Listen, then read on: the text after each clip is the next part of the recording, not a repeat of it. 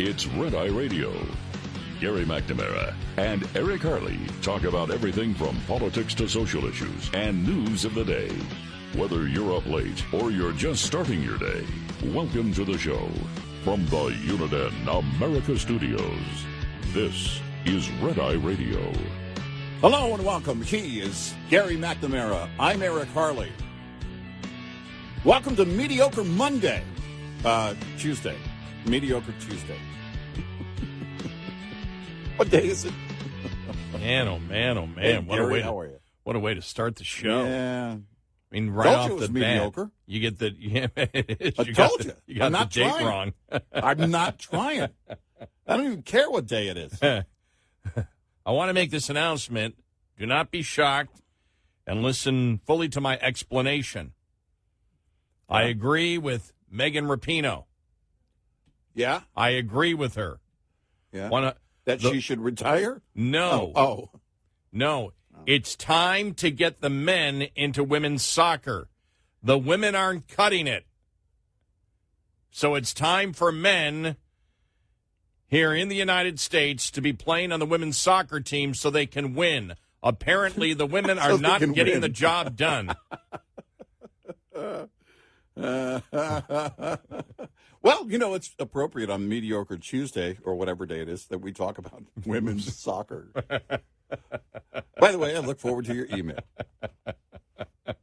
GeorgeNori@GeorgeNori.com. Well, I'm trying. Well, wait a minute.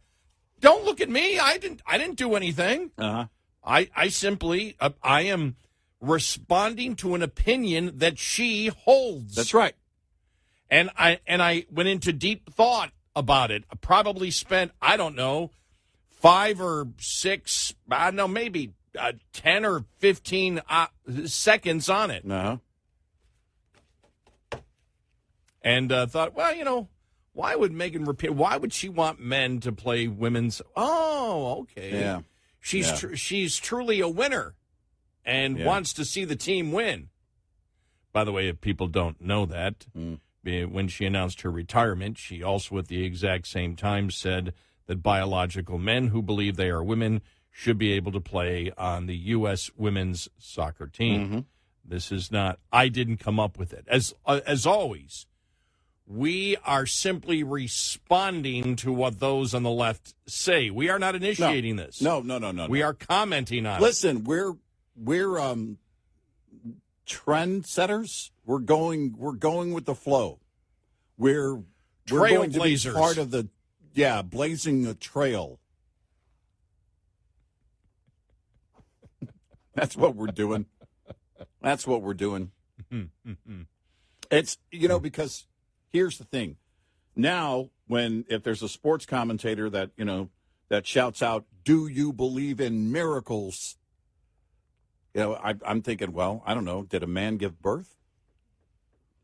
Oh, my gosh. I'm just trying to be hip, kids. I'm just trying to stay with it. Yeah. We're trying to learn the new ways. Yeah, we're trying. Yeah, we're trying. The modern age where men have rights and women, nah. You know what your place is. Listen, you had a good run. Right. There's a comedian, I forget who it was, and he said, "Look, I told my 2 daughters they can do anything they want in life. You know, I named them Barefoot and the other one Pregnant, and I told them, I said, listen, Barefoot and Pregnant, you can do whatever you want to do in life." And now that joke, which got, I mean, pretty good laughs and a lot of whoa, that's tame compared to where we are in reality now. Well, when you think about it, according to the, again, these are not, I want to make this clear, these are not original thoughts that came from me. Again, responding to the left. But since men now can get pregnant, we don't need women anymore. No, we don't. No.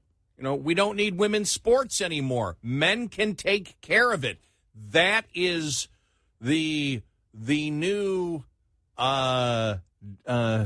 diversity and equity mindset that exists today in the United States, It's the new way of thinking. It's the progressive way of thinking. Everybody come aboard. You know, it's not a drill sergeant that's saying the words, "We're going to make a man out of you," yet. It's a surgeon now. Just make it up as we go along. Yeah, it's listen, do they want to win or not? That's the question. Look, I don't care about soccer to begin with. I mean, it's just, arguing about what sports you like is like arguing about music.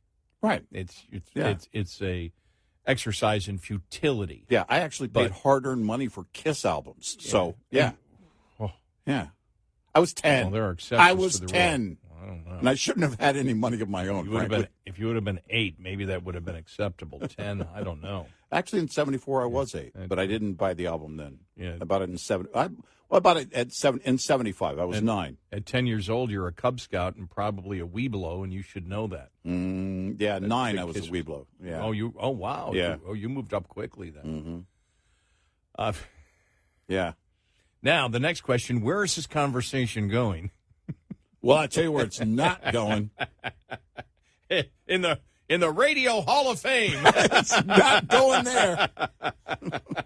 Should we carve this one out and put it up next to their trophy when we induct them? No. Oh my! Oh my! Oh my! My! Oh my! Oh my! Oh my! It's but you think about it.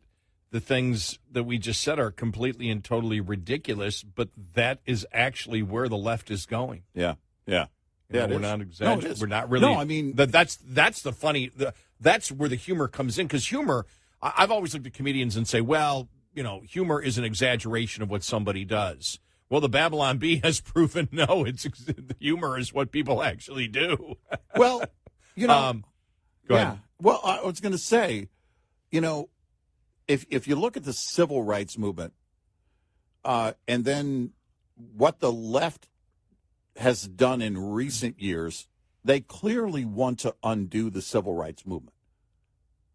I think they're tired of pretending that they care.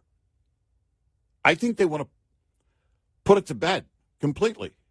Well, I think they really want to move on for this pretending they care. Because my question on things like reparations, well, what then are you saying? Let's say it happened, right? Let's say it started in California, the big one, the statewide, not just San Francisco. Let's say it happened. Okay, then what? Are you saying from that point on there will be no more injustices based? Is that your claim? Is that everything is over? No, that's just the beginning, because that's what critical race theory is about. Critical race theory is, again, the belief that whites are culturally racist and always will be, so you have to set up society that way. So reparations would be number one. Remember what they were talking about. Remember in reparations, the things that they were talking about, not having to pay taxes for 250 years, some even hundreds of millions of dollars, tens of millions of dollars, free homes, free this. I mean, things that are absolutely delusional, but would go on year in and year out. But when you say that, though, about the fact that they don't believe in civil rights, I would ask the question, and I would say, is the idea that supports what you said identity politics, which is we judge everybody by groups. That's the one thing that's never examined in our society, and it's right out there. It's absolutely as blunt. Well, it's proudly promoted by the left. It's proudly promoted by the left. They have discussed it. Now, they know there are people inside the Democratic Party that said we can't continue to do this.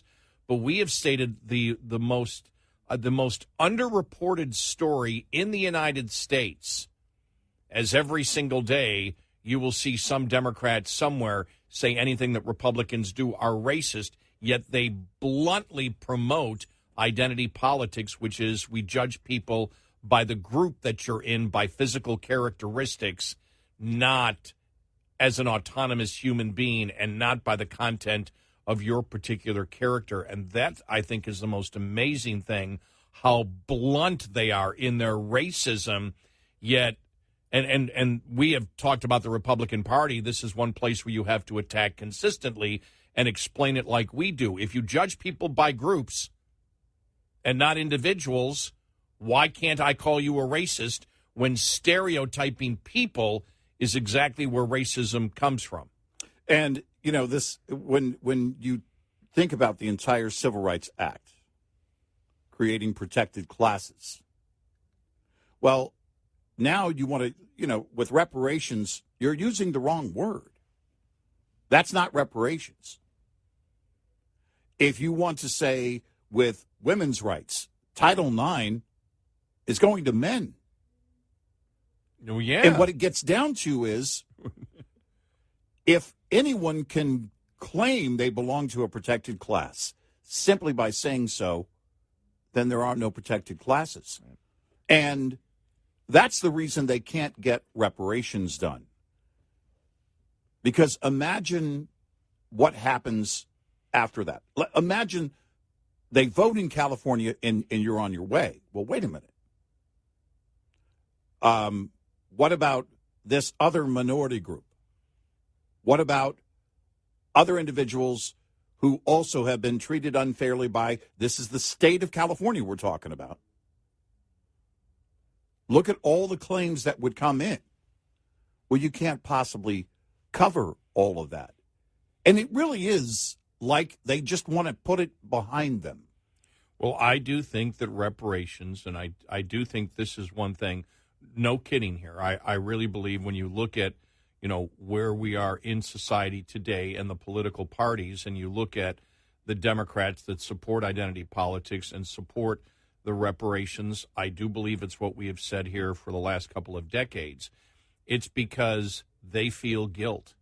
They do judge people by groups. The reason that identity politics is mainstream in the Democratic Party is because they know, they believe they're racist. And if they're racist, they believe that, of course, the opposition against them must be racist too, because I do think the initial thing that people think is when you think a certain way, you think that other people think a certain way. And that is way far from the truth, as we have found out being talk show hosts. And I do think that the left, there's a lot of guilt. There's a lot of self-guilt. That's it. That they are bigoted, and so that's why they practice identity politics, but at the same time accuse the opposition that disagrees with them when the opposition is saying, no, we believe in autonomy, which is why now they've evolved into the fact that if you believe in autonomy and you judge a person by their individual characteristics and their character, and as an individual and not a group, that is now, under critical race theory,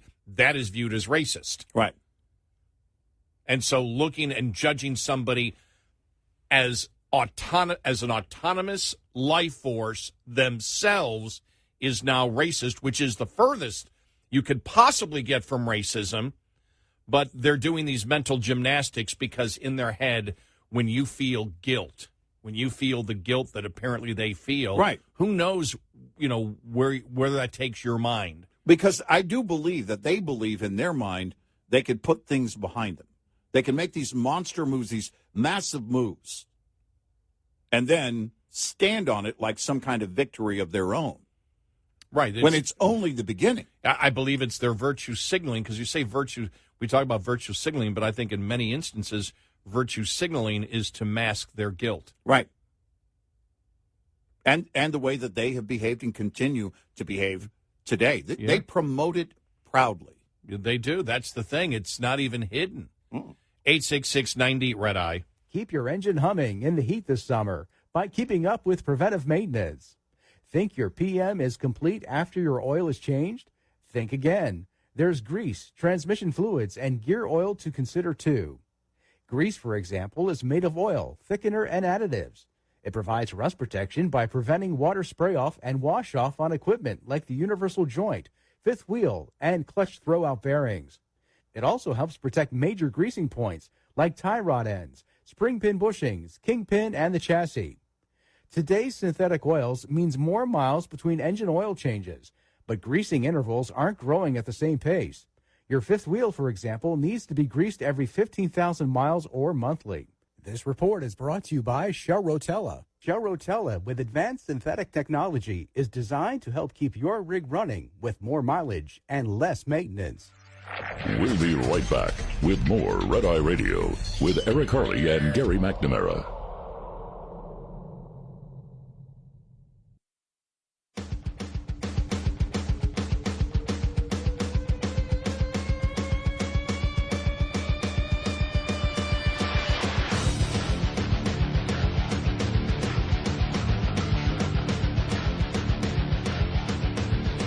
It's Red Eye Radio. He is Eric Hurley, and I'm Gary McNamara. Coming up on the show today, we got so much new poll out. Most Americans think Trump indictments are effort to derail campaign.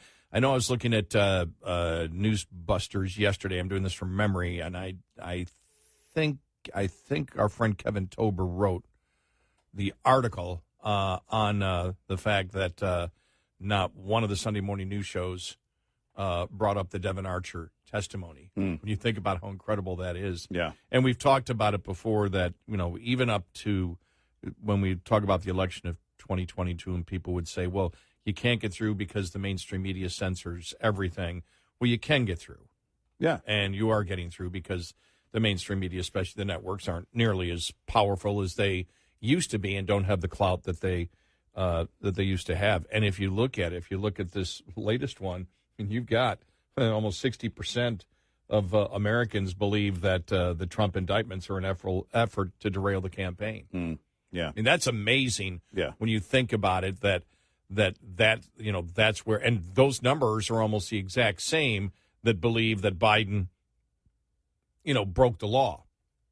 Yeah. The one that we came out with last week, and that's polling that was done beginning of July, and that could have changed by now, but we'll get to some of the specifics of it. Also, the Ninth Circuit panel says knives are arms protected by the Second Amendment. And I'm thinking, there was a question on that? Really? Of course they are. And this is a shot against Hawaii, which was banning certain type of knives. Right. Said, nope, sorry, you can't do that. They're covered under the Second Amendment, so we will get to that. Well, you've got the Republican candidates going back and forth. We'll tell you about the think tanks that filed suit to block the Biden administration's plan to cancel $39 billion in student loans. You had another federal judge talk about the Second Amendment, and we knew this would happen, and Colorado blocks the law raising age requirement for gun purchases. We told you there would be a problem with that. Yeah. Yeah, but it's not going to stop the left. They're going to keep trying on the gun grabbing angle, everything that they can. What's funny is that, that move, the taxes on guns that they wanted to, the excise tax that they wanted to impose. 1,000%. Yeah. Yeah. It's from a Chris Rock bit. Charge $5,000 per bullet. Per bullet, yeah, I remember that bit. Yeah, you're they've right. run out of stuff, so they've gone to Chris Rock. They've gone to Chris Rock material from years ago. It's like a 15-year-old bit. I mean, it's really old. Yes, it is old. I remember that bit. Yeah. And it's like, what else can we do? I was watching some really old Chris Rock. But that's the play. They've run out of every angle because the Supreme Court keeps shutting them down, and rightly so. What do you got? You got anything? You can't use Bill Burr. Hey, didn't Chris Rock say something about guns a ways back? Yeah.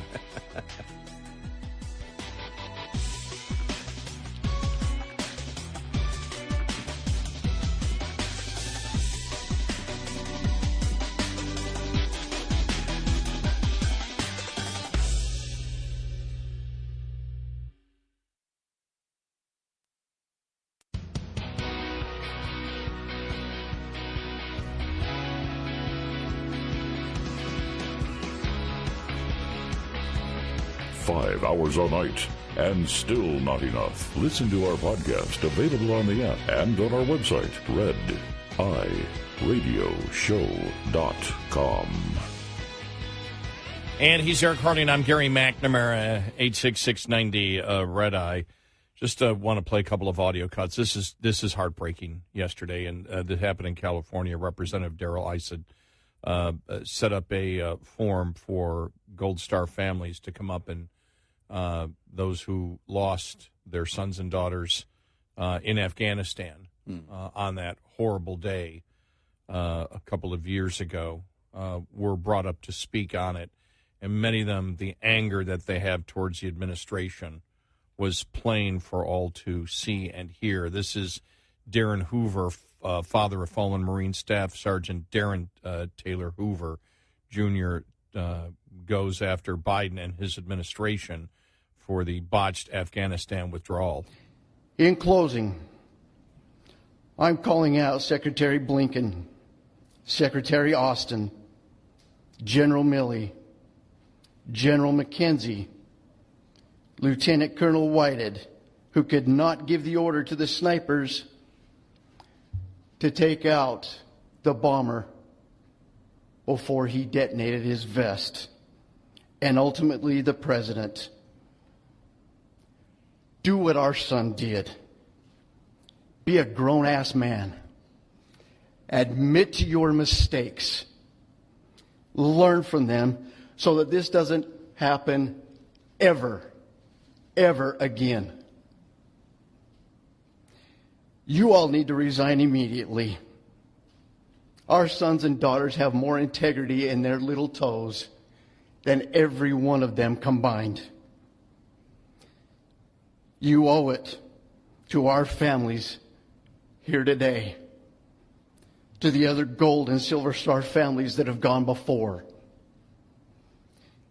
and most of all to the veterans who have given so much for this country so that we have the freedoms that we enjoy today.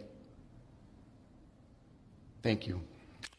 Darren Hoover there, you and I have, we spent a lot of time, and, we have, what happened at that time when you had Biden just turning around and walking away, not answering any questions, when we know that he lied about what his military officers told him, and he lied to the American public about the withdrawal.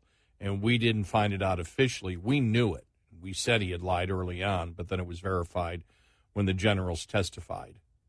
When his top guy stepped down before the job was over, that said a lot.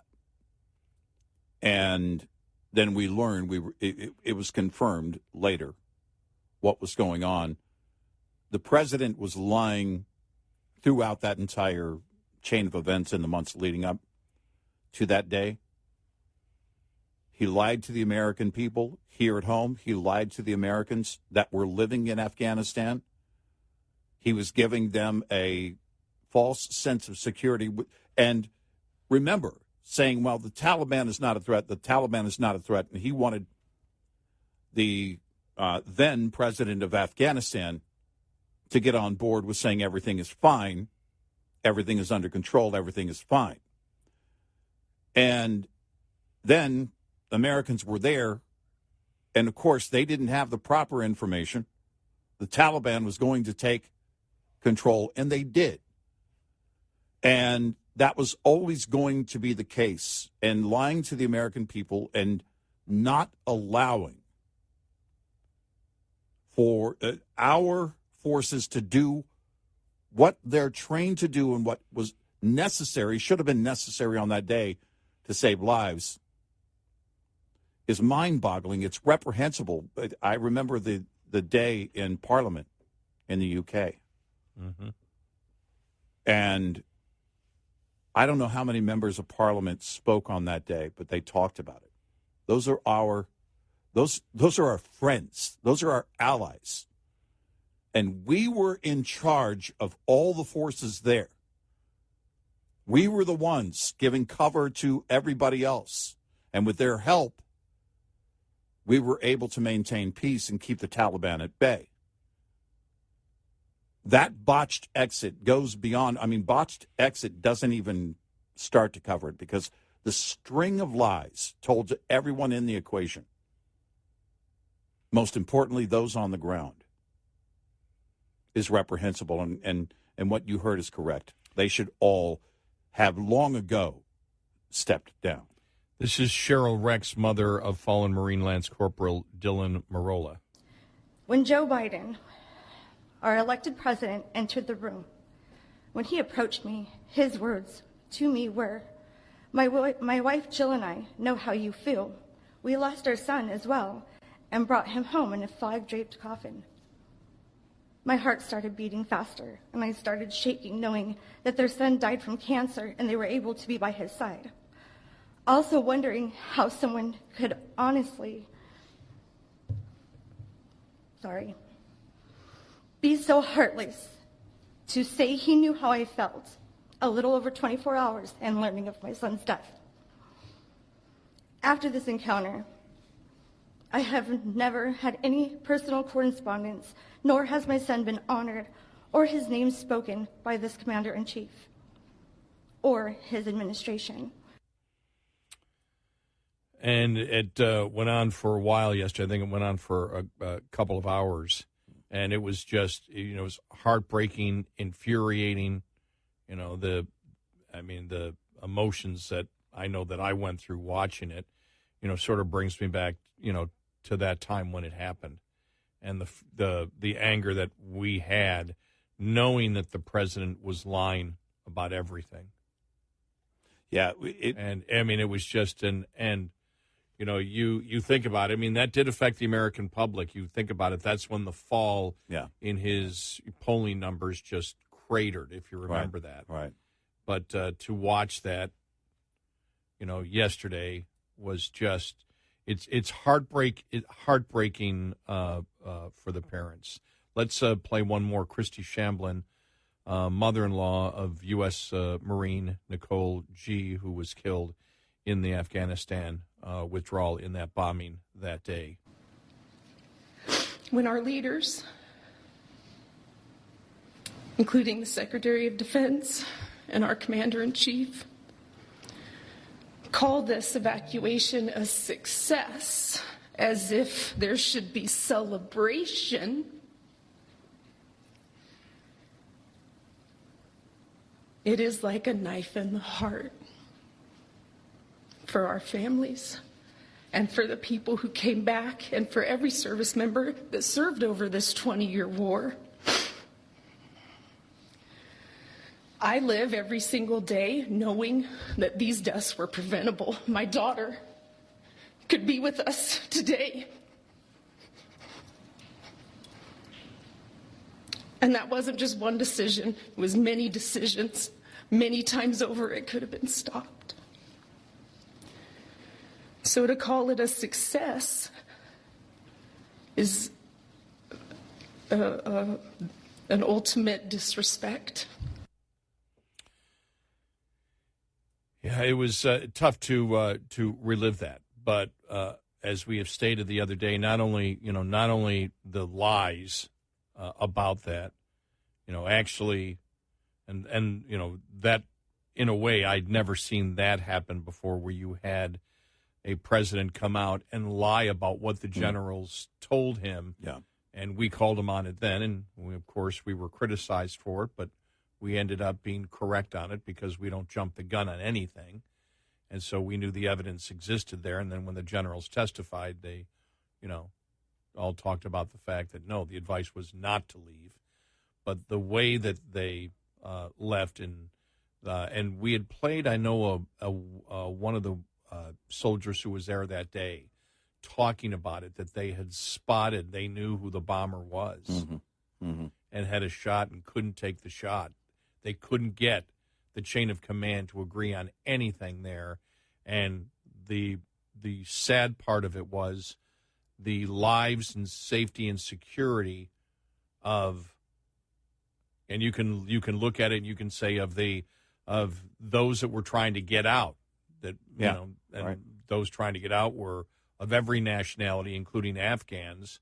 And that's heartbreaking. But the fact is, there were soldiers, American soldiers, in the middle of that, and we did not protect American soldiers. No. The military. We didn't do because they weren't allowed to. They couldn't do the very basic job that they had been trained to do. And it's reprehensible.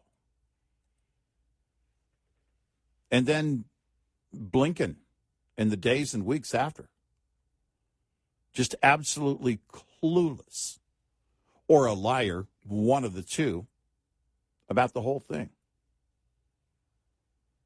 And it's over and over again.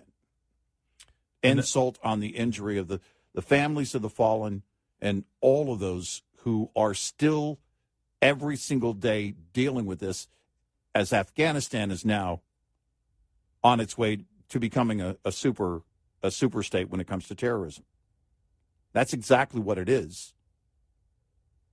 We've set up the conditions in Afghanistan, and this administration knows it. It's only a matter of time. And that's where the president and his turnaround, when there were serious questions about what happened, knowing that he had lied, knowing that these soldiers' loss of life didn't have to happen, and he would just turn around and walk away from the American public when he's commander-in-chief. And, you sit there and you look at the military. Well, we're having problems. We're having problems, making our quota for recruitment. Well, no blank, Sherlock. Yeah.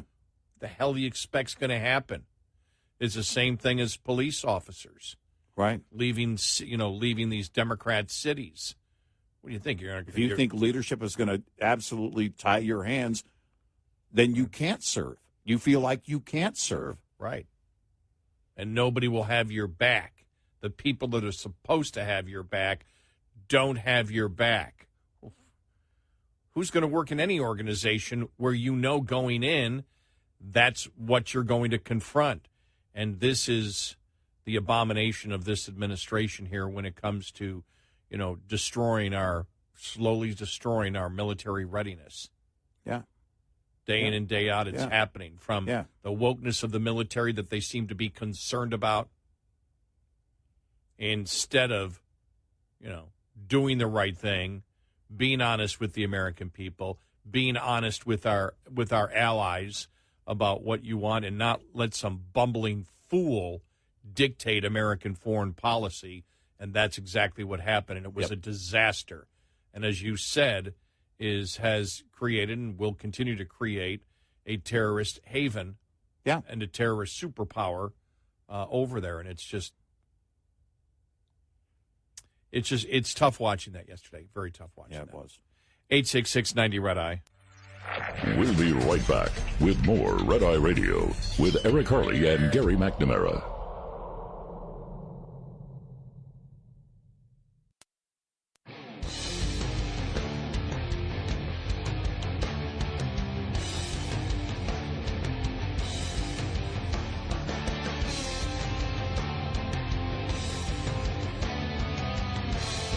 It's Red Eye Radio. He's Eric Harley, and I'm Gary McNamara. Well, New York Times did a poll on Biden's popularity. You ready? Okay. Well, approval rating. Okay. All right. Here we go. The one indicator that's not changed is his approval rating, and in fact, his competitive, status against Donald Trump if he's the Republican nominee. Our poll that was Siena College last week found that the president's still at that 39% approval rating. I think the average on 538 is around 41%. That's the lowest of any president at this stage, going back to the history of polling, except for Jimmy Carter. That didn't work out well for him. Wow. And it was the talk of CNN also yesterday. Let's play this. I have something. Here's 30 points from where he was during an election day in 2020 to 2020 to where they are now. Yes. Which is remarkable. I mean, that really shows all the gains that they need to make. She seemed like she was almost about to cry. I was wondering, well, wait a minute, does she need a drink of water? Yeah, I What think is- she needed a drink of water, but it Yeah. did sound like, if you just listen to the Sounded audio, like she was going to break up for a minute. I was watching the video, and it didn't seem like she was. But when you just listen to it, you're like, is she crying? Is she down 30 points from where he was on Election Day? It just can't go any lower. Please, no. We will get to that in a little bit. A couple other polls also out there. And what else? Going after the student loans again. A couple of think tanks filing suit on it. Be interesting to see how they're trying to reverse this one.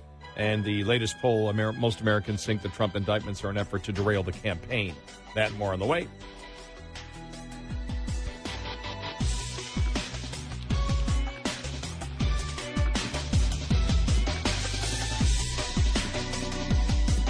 Top of the hour news is brought to you by House Products.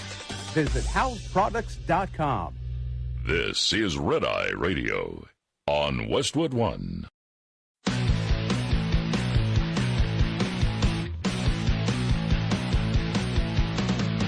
Now, it's Red Eye Radio. Gary McNamara and Eric Harley talk about everything from politics to social issues and news of the day.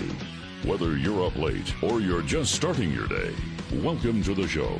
From the Uniden America Studios, this is Red Eye Radio. All across America and around the world, we are Red Eye Radio. He is Eric Harley, and I'm Gary McNamara. Good morning.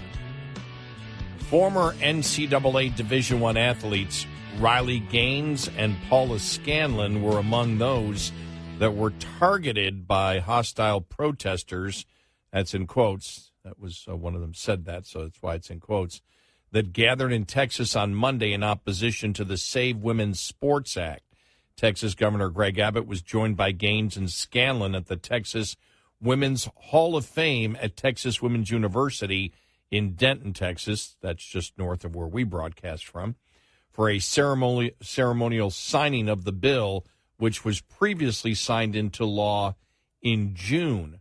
But according to those in attendance, protesters that gathered at the event threw items and spat at those who gathered in support of the legislation. Independent Women's Network Austin chapter Michelle Evans told Fox News after the event that she was assaulted when she left the building to observe the protest, which she estimated to be a crowd of around 250. It was, I guess, the best word to describe them would be rabid. When I turned around to go back inside the building, that's when somebody threw water on me, Evans recalled. Somebody told me they know where I effing live. Wow. There was somebody that got in front of me to try to physically block me from going back inside and pushed her body up against mine. Somebody hit my arm, and then a woman in a pink mask and sunglasses, spit into my open eye. Evans said a suspect was apprehended. She told law enforcement that she wanted to press charges and was told by police the suspect would be issued a ticket for misdemeanor assault. A public information officer with the Texas Women's University Police Department told Fox News Digital that one suspect was apprehended and issued a citation for misdemeanor assault. Specific details surrounding the alleged assault not immediately known. Evans said she was most alarmed by the treatment of young girls who had attended that signing. As they were being walked out by their mothers, there was a police officer in front and in back of them, and protesters were getting in the kids' faces and screaming and harassing them, frightening them. It was absolutely out of control. She said in a statement to Fox News Digital. Gaines also shared her observation of the protest. Even in the great state of Texas, protesters have tried to find a way to smear the celebration of Governor Abbott signing SB 15, which protects female college athletics, but they can't. Gaines told Fox News Digital in a statement.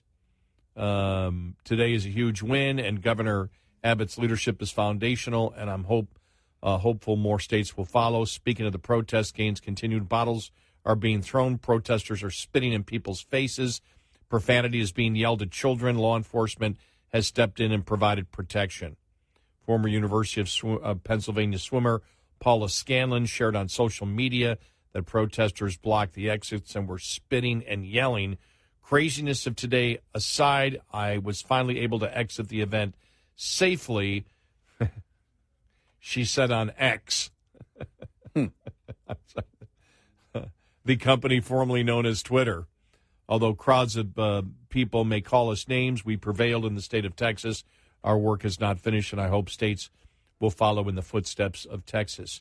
Understand that when people hold insane ideas and are passionate about it, and, you need to make sure that you protect yourself. Yeah. Yeah, I mean, these are insane ideas. They're willing to resort to violence. They've proven it time and time again. They proved it again at Texas Woman's University yesterday. And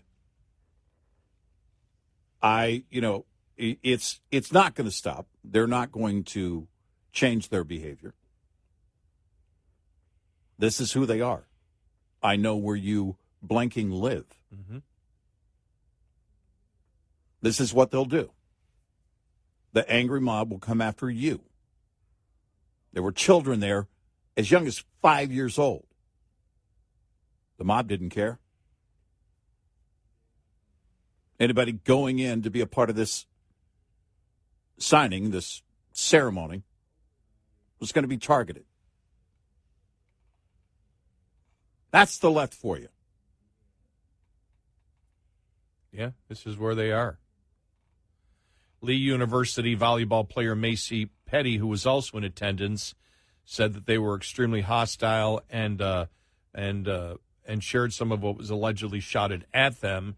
Videos shared with Fox News Digital showed protesters screaming trans rights or human rights.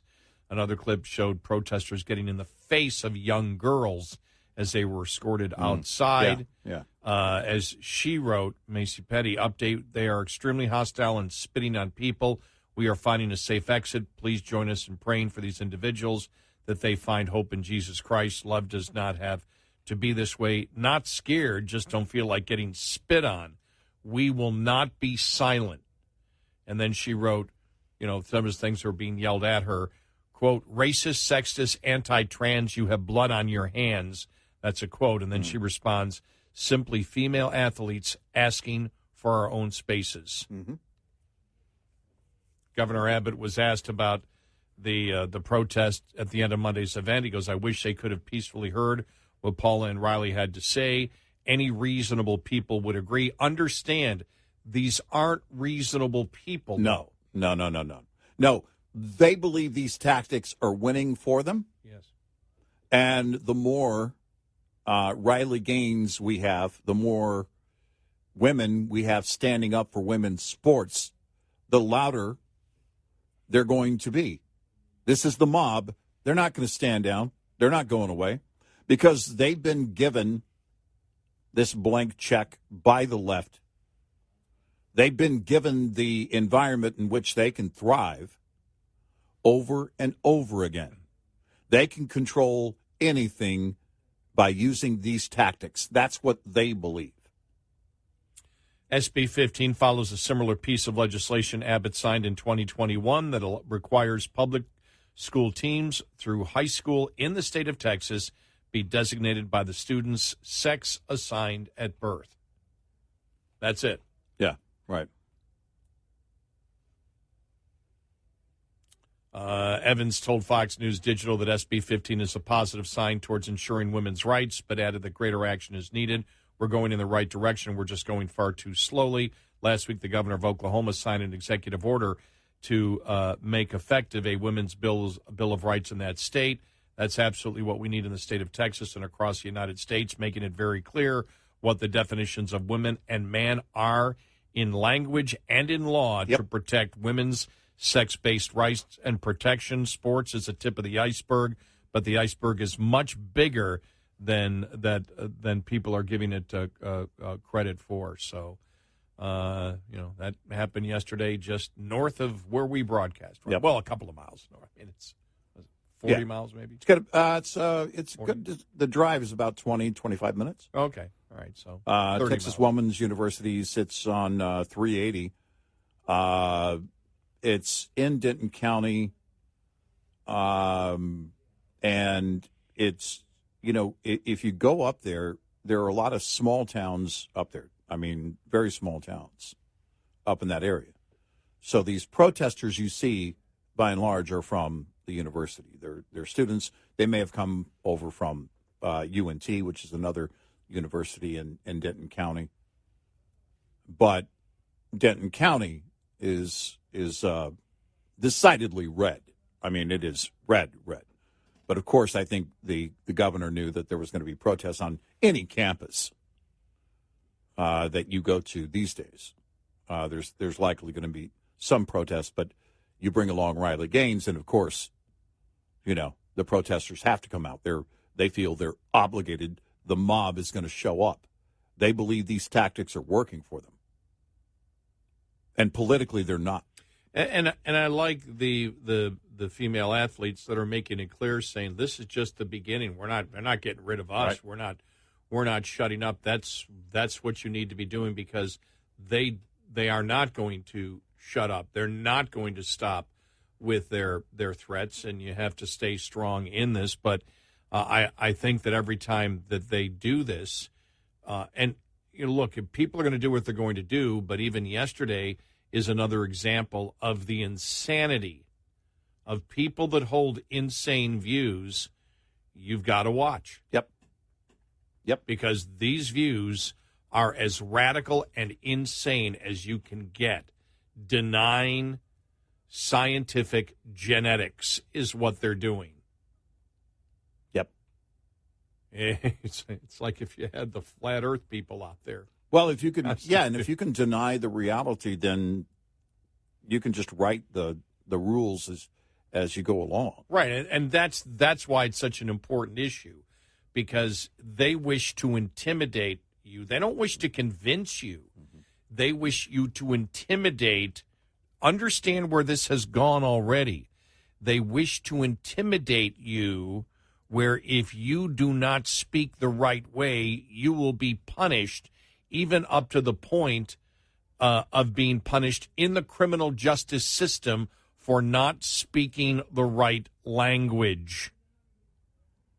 Yeah. And as we know, this is where they're going. We're not making anything up here. No. We've seen where the movement has gone in Canada, where people have been jailed. Most people know the story of Jordan Peterson, who in Canada has been, threatened.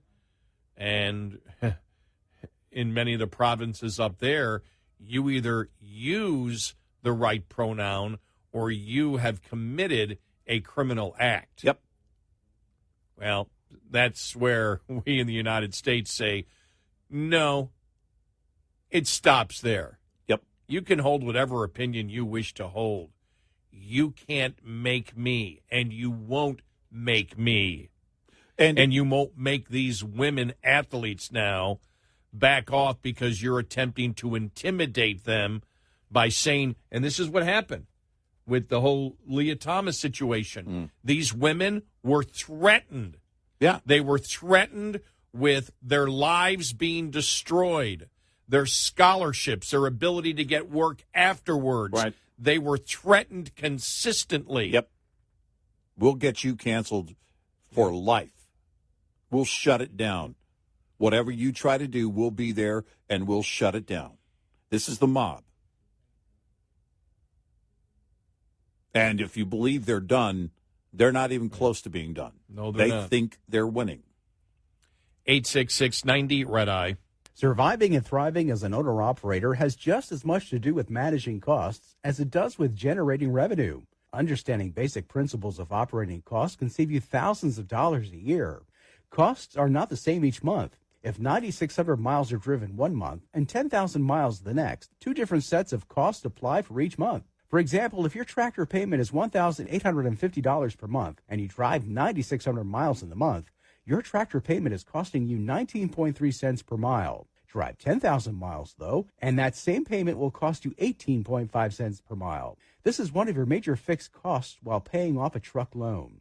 The difference in this example is only a fraction of a cent, which may seem like small change, but it ultimately amounts to $960 more annually on the bottom line. Because though fixed costs do not go down over time, you can reduce your cost per mile with more paid miles. Owner-Operator Business 101 is provided by Shell Rotella with advanced synthetic technology.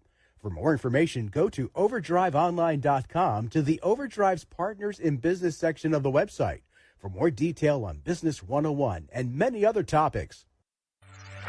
Lines open for your calls. 866-90-RED-EYE on Red Eye Radio.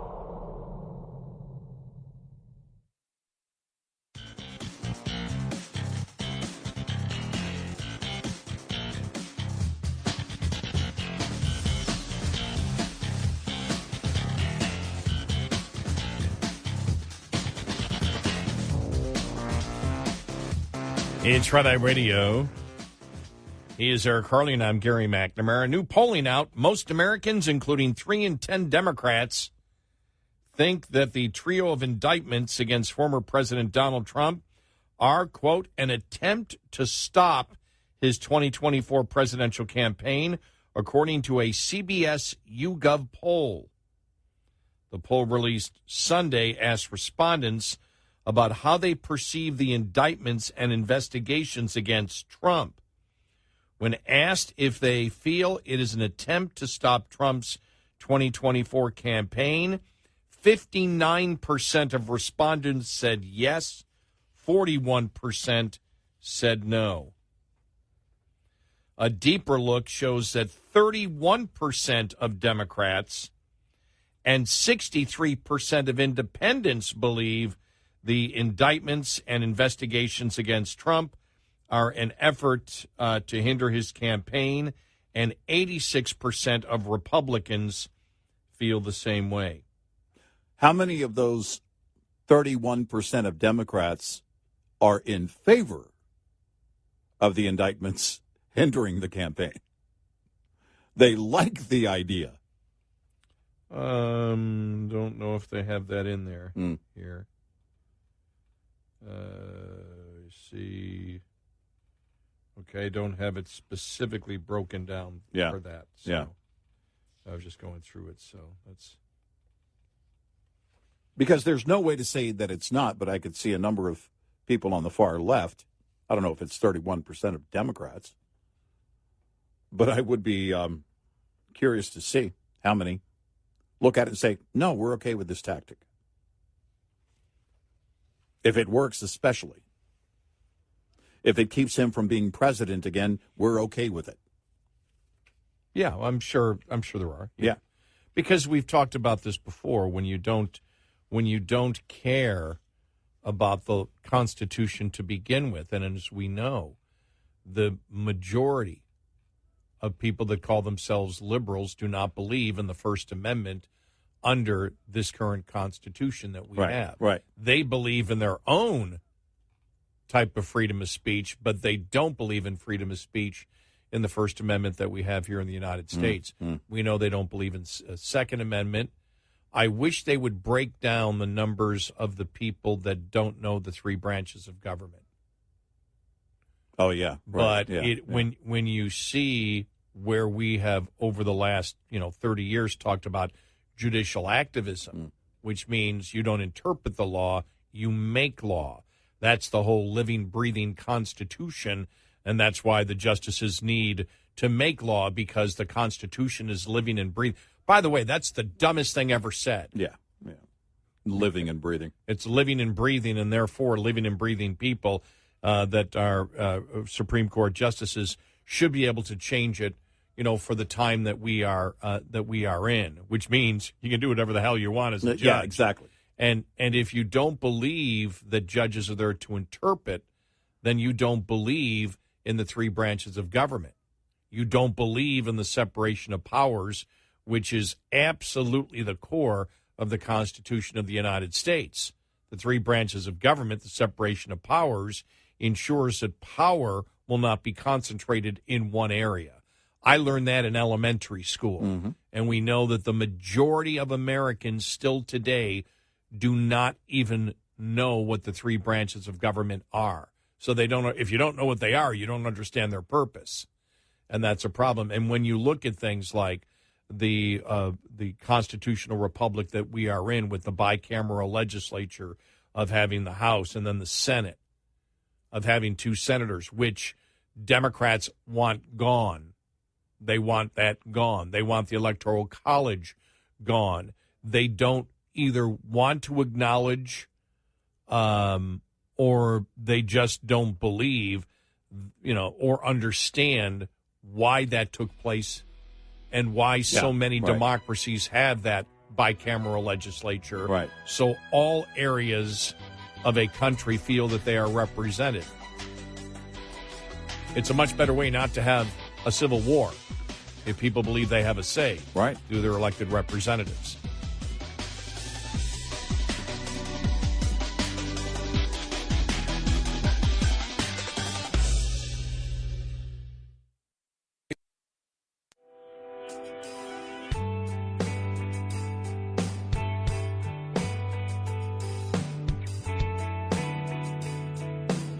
The fourth branch of government. Eric Harley and Gary McNamara on Red Eye Radio.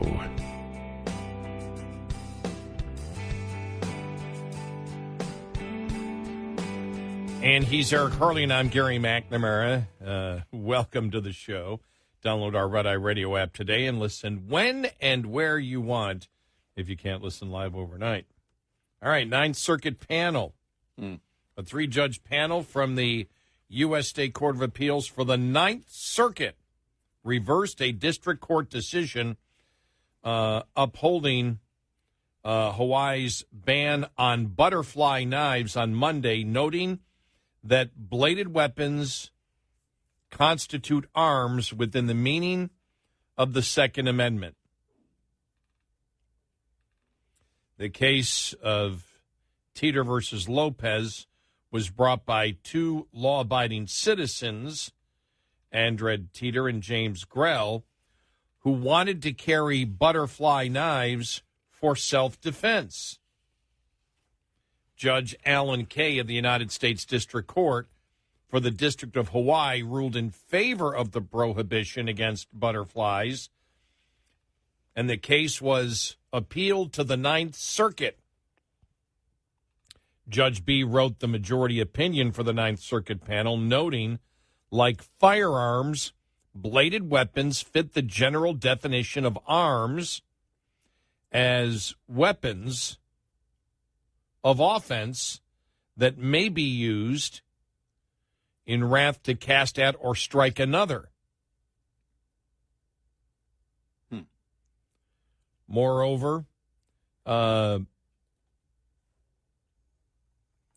contemporaneous sources confirm that at the time of the adoption of the Second Amendment, the term arms was understood as generally extending to bladed weapons.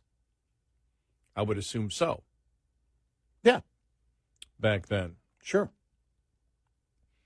He added, because the plain text of the Second Amendment includes bladed weapons and by necessity butterfly knives, the Constitution guarantees keeping and bearing such instruments for self-defense.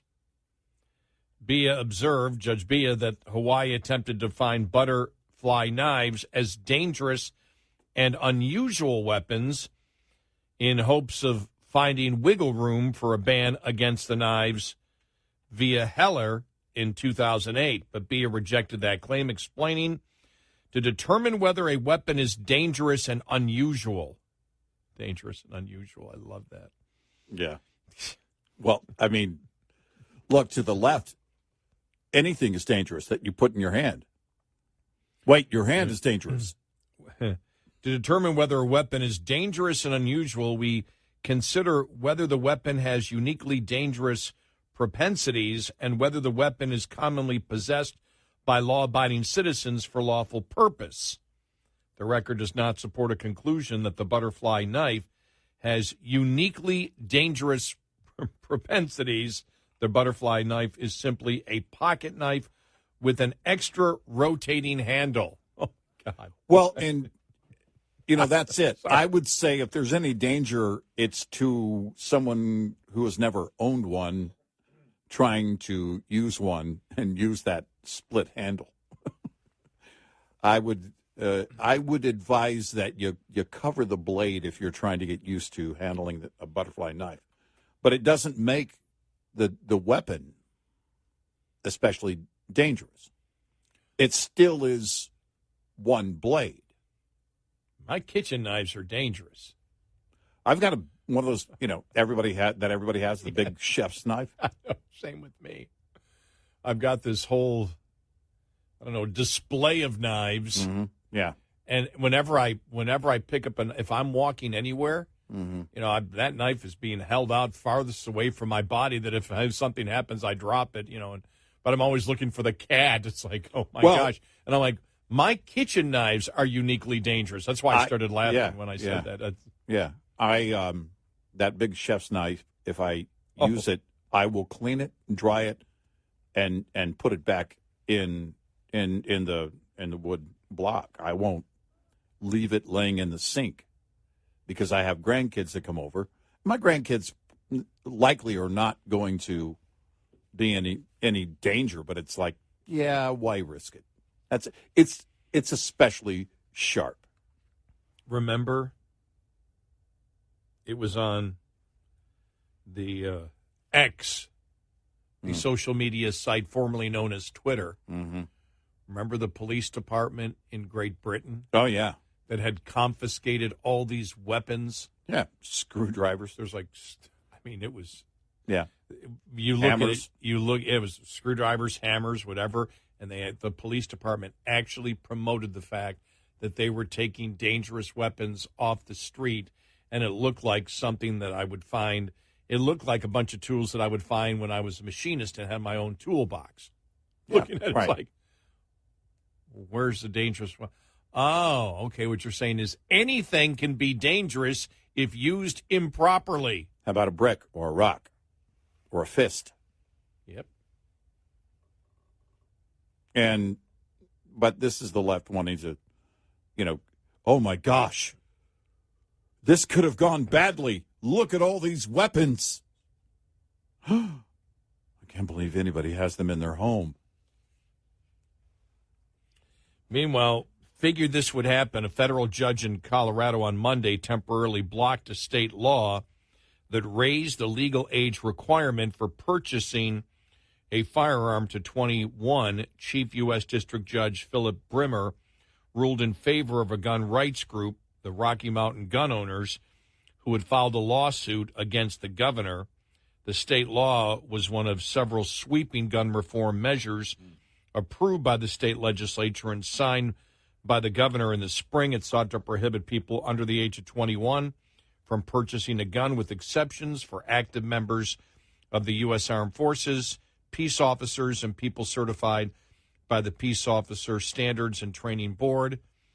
The gun organization argued in their lawsuit that the law was unconstitutional. The group said that if people are allowed to vote when they turn 18, they should be allowed to purchase a gun. Since the day the legislation was introduced, we knew it was unconstitutional, said the gun rights group. Under the Golden Dome at the unveiling of this proposal, our group warned that the bill sponsors would be quickly struck down by a federal judge. Today, our crystal ball became a reality.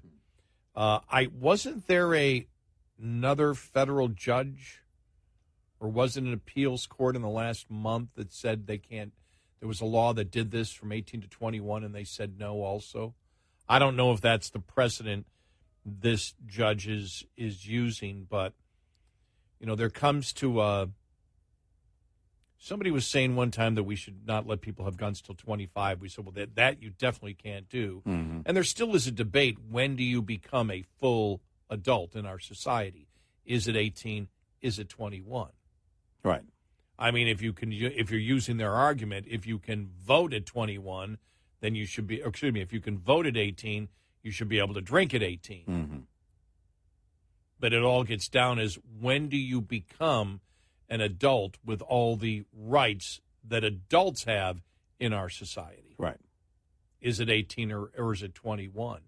It seems that the federal courts are looking at 18 as that number. Yeah, it would appear based on their actions. And, you look at that and there is no doubt that when you're 18 or over, that if you commit a heinous crime, you're going to be tried as an adult. You're going to be, yes, exactly. You'll be tried as an adult. Sometimes it varies if it's a younger age, but at 18, it's always the case. And so you look at that and say, all right, then if we're going to do that, if we're going to, as a society, decide that 18 is that line, and we have on I don't know how many fronts, then, of course, it applies to gun ownership. You may not like it. Look, as a parent and grandparent, it makes me very nervous that teenagers can drive. But they have to learn. And you do everything to make sure that they're educated so that they're careful in that process. Yeah. Same goes for gun ownership. Yeah, we knew this was basically what it was going to be. Yeah, right. I because it's where the courts were leaning, mm-hmm. And I think it's a very interesting debate that we've had for the longest time. Mm-hmm. Sure. That 18 or 21, and it varies. Well, I think every state has a drinking age of 21 now. Yeah, I believe so. Yeah, I don't know of anyone that's 18, and it was 18 when I was growing up. Mm. So you look at that and say, what is the legal exception for drinking? That if you can own a gun at 18, if you can be drafted, drafted. Or, if we had a draft, yeah. If we had a draft, yeah. Mm-hmm. And I'm using that from the fact that we can still have a draft, right? Because yep. and so, but you can be in the military at 18. Mm-hmm. You can vote at 18. Mm-hmm. There's so many things. What's the exception that 21 gives? What's the legal federal exemption that you get for drinking to 21? Well, if you look at that, it is really for anyone who is 18, that is the legal age of emancipation, right? Yeah. That is where you become legally liable for certain things.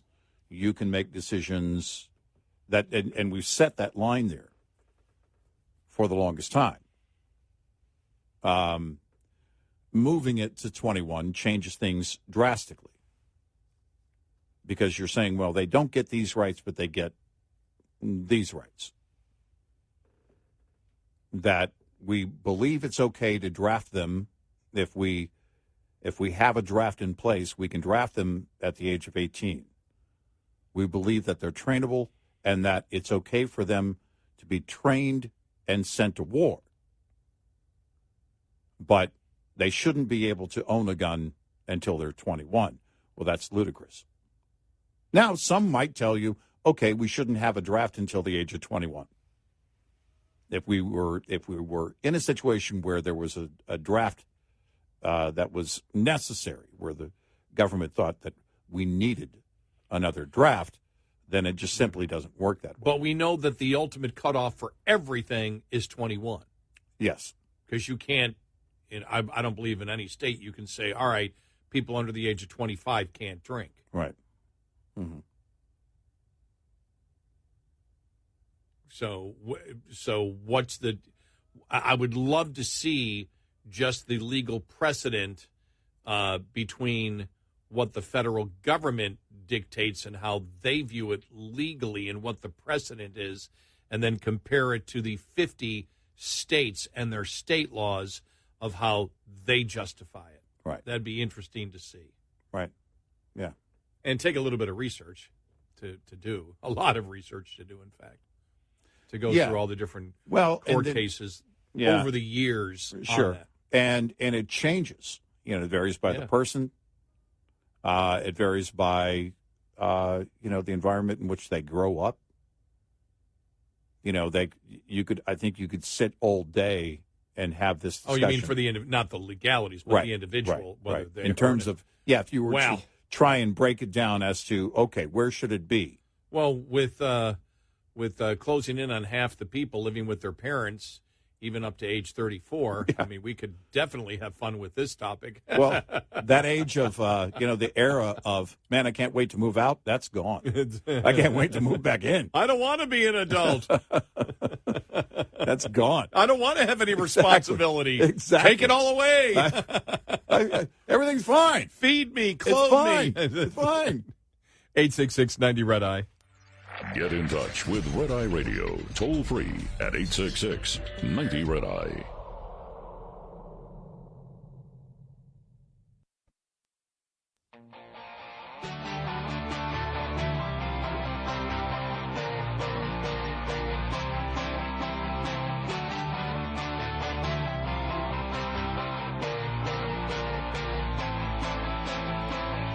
It's Red Eye Radio. He is Eric Carly, and I'm Gary McNamara. Coming up following the top of the hour, Jim Jordan says an FBI agent lied under oath to Congress about knowledge of Hunter Biden's laptop and talks with Facebook.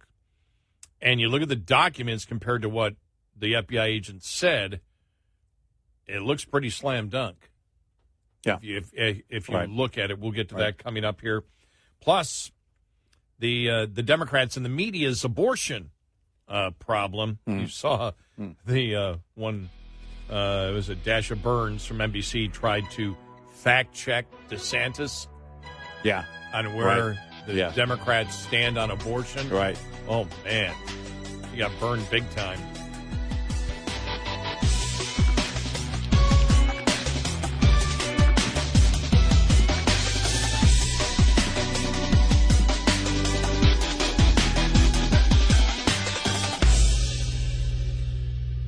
This is Red Eye Radio on Westwood.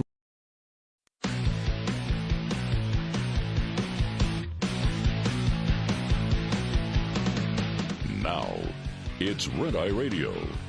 Gary McNamara and Eric Harley talk about everything from politics to social issues and news of the day. Whether you're up late or you're just starting your day, welcome to the show. From the Uniden America Studios, this is Red Eye Radio. All across America and around the planet, we are Red Eye Radio. He is Eric Carly, and I'm Gary McNamara. Welcome and good morning. Thanks so much for being here. Download our Red Eye Radio app and listen when and where you choose. You know, it's interesting. This relates to something that you and I talked about yesterday off the air, not on the air, but a growing number of Americans face the prospect of retiring without a penny in savings. Only 1 in 10 low-income workers between the ages of 51 to 64 had any funds put away for retirement in 2019. Wow. Compared with 1 in 5 in 2007 prior to the Great Recession, according to a recent analysis by the U.S. Government Accountability Office. Those workers have median earnings of about $19,000 annually, noted the study, which examined data from the Federal Reserve Survey of Consumer Finance and other sources. That's a stunning reversal for millions of households during a 12-year period. While poor workers lost ground, high-income Americans who earn about $282,000 per year enjoyed a surge in their median retirement assets, which almost doubled to $605,000 during that same period, the GAO found. You know, it's interesting because you and I were talking yesterday about at the end of this year, is it, or next year? At the end of this year, starting in January of 24. Yeah, and you know, I didn't know it, you know, and we're both in that catch-up period of 401k. The catch-up ends for, what is it? What was it? 100, was it? 145,000. Anyone making more than $145,000 a year, yes, for the previous year will not be able to do the catch-up of 70. Right now it's 7,500. Right. What they're saying is you can put that same amount, that 7,500, into a Roth 401k. But what's not clear at this point is, are you going to require all employers to offer a Roth 401k? It seems like that's what's in the law. That's from what I gather, it is. That if you offer a 401k, now you don't have to offer 401k, but if you do offer a 401k, you also have to offer a Roth, right? For anybody who wishes to use that for catch-up if they make over $144,000 or $145,000, whatever it is, right, a year. Now, $145,000 a year may be a lot in rural Texas. It's not a lot in California. No, it's not. In a big city in California, it's not a lot of money. And the idea of that catch-up amount for those over 50 was exactly that, to be able to, if they weren't able to before, to every year add more to their 401k so they could had a greater chance at that financial stability by the time they reach retirement age. Right. Now, you can still do the Roth, but you have to pay the taxes. Right. It's not pre-tax. Right. It's not pre-tax, so that's the difference. Now, when you take it out, when you actually wish to take it, you're not taxed. Right, which a lot of financial advisors will tell you, no, that's the way to do it.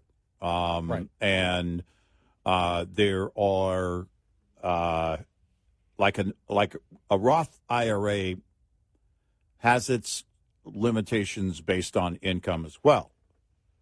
So I'd have to go back and look at the rules of Roth IRA.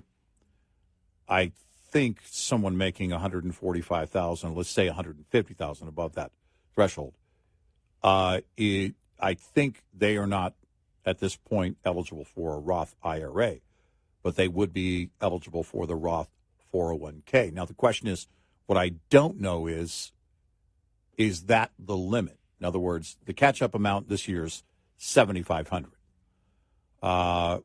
My research told me that the catch-up amount next year wasn't going to change, but that's because of what I found, and that is there really is no catch-up for a lot of people. But it wasn't going to change for those making less than $145,000 either. So now, and we don't know whether the Roth limitation is $7,500. That's what I'm saying. Yeah. I don't. So I don't know if you can put more into that, or you can only put up to that catch-up amount into that, and that is the exception. They allow people making over $145,000 to put into a Roth 401k.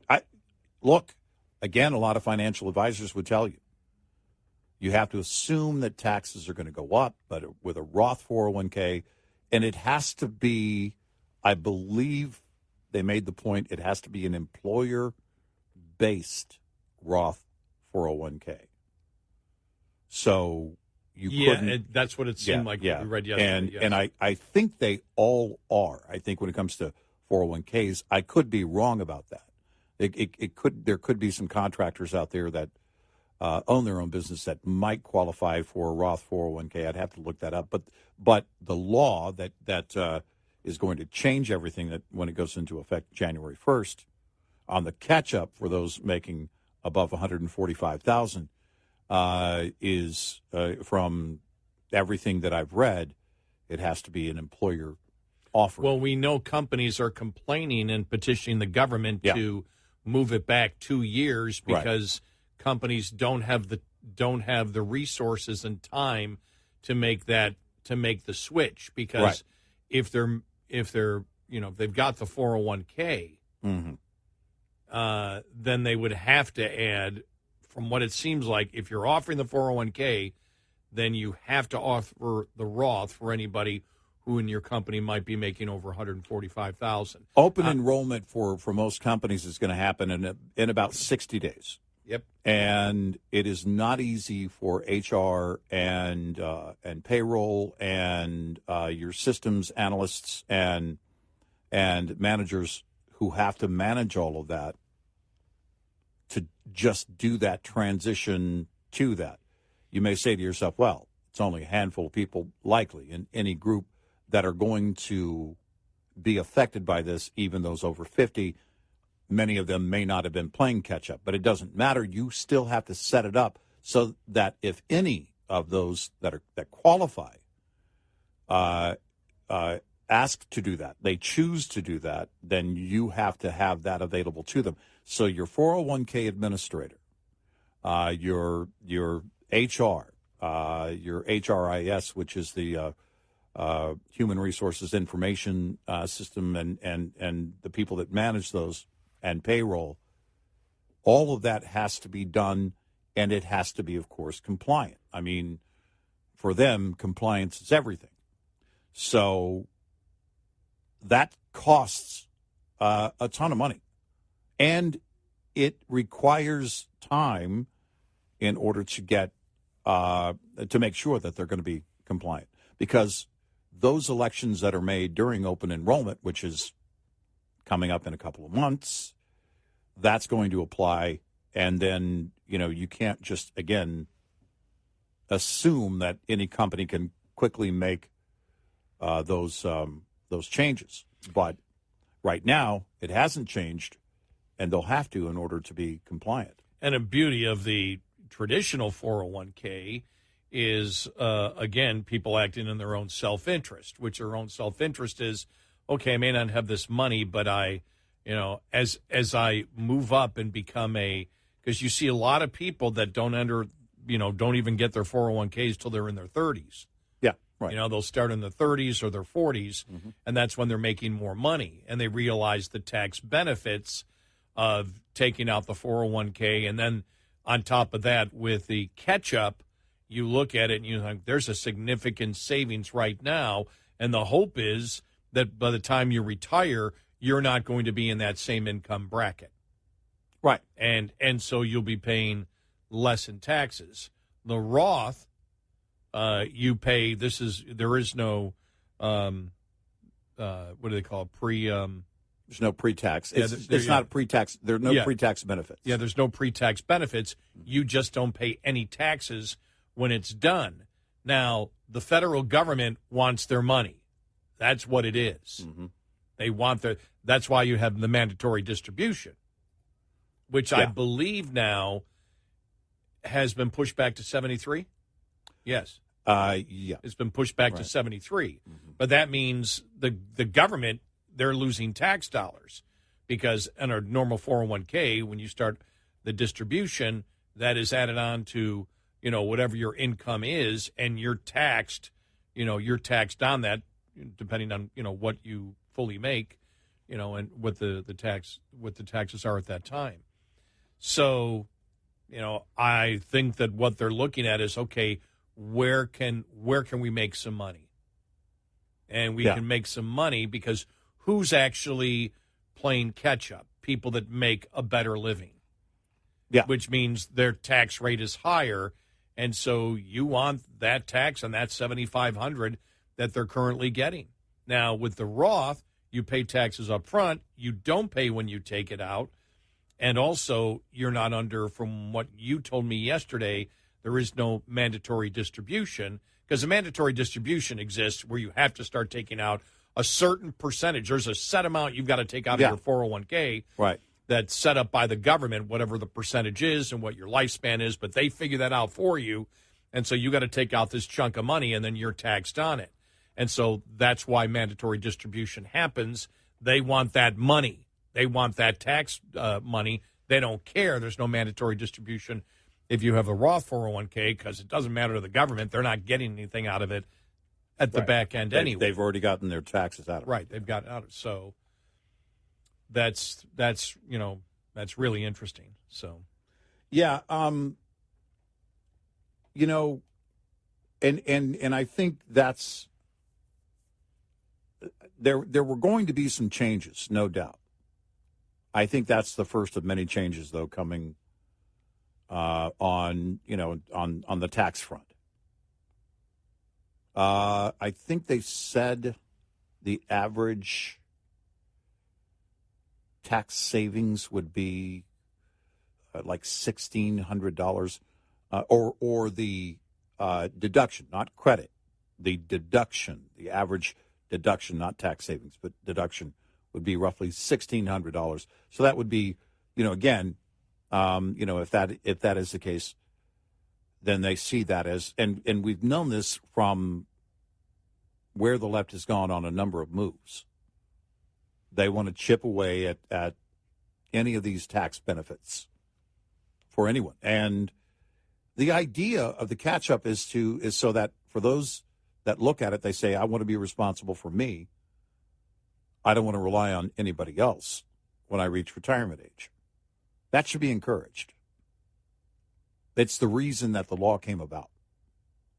It's the reason we changed tax code for it, so that we could have fewer people at retirement age that needed government assistance or anything else. Now, I do think on the FICA limit, I think they're going to, at some point they're going to lift that cap. I don't know when that's going to be, but these are things that they're looking at, because they are going to look at, again, they look at it, anybody making over $145,000 a year is rich. They're wealthy. No matter where you live. Exactly. And that's not true. It's definitely a good living, but if you live in San Francisco, it's not. And if you're at that age when you're putting a chunk of it away, look, this is where you have people that are at that age that look at it and say, I can no longer afford to stay in San Francisco or California. I have to leave. And you look at it as people start getting older, and you look at the savings amount that just isn't there for people in their 50s. Yeah. That you're almost forced to move. Right. And think about that. Think about the number of baby boomers and Generation X that there are. Yeah. That are heading to that age, that are saying we cannot afford to retire in California or Illinois or New York. We just can't afford to do it. Yeah. And so, by the way, there's one source here that I found that says that Roth 401k accounts are subject to the same required minimum distribution rules that apply to traditional 401k accounts. But obviously the benefit would be still that you're not paying taxes on it. And so if it comes out at that, let's say you have a huge chunk, and I know one financial advisor used one example, and this person that every year was having to take out a pretty large sum because they'd built their 401k over the years, and it was over $4 million. And then she became a widow. So she was single, paying this huge tax on, and because this financial advisor was advising that you put everything into Roth if you can. Whatever you can put into Roth, put it into Roth, because you're going to pay taxes on it later, and you may be in a massive tax bracket by the rules of minimum distribution. Roth, you won't pay it later. You said you will pay it later. Yeah, you won't pay it through Roth, but you're going to pay it. Yeah, you're going to pay it later. That's what I'm saying. You're going to pay it when you're 75. If you do all the right things, which this person did, and has over $4 million, and she did the math on it and said this person is in the over 30% tax bracket by the minimum distribution, because you're paying on it, you're paying those taxes now and forever. So you're gonna pay it all at, and so that was the advice given there. I wonder if they're going to try and delay this or be successful at delaying this 2 years. I guess we'll find out. 866-90 Red Eye. We'll be right back with more Red Eye Radio with Eric Harley and Gary McNamara.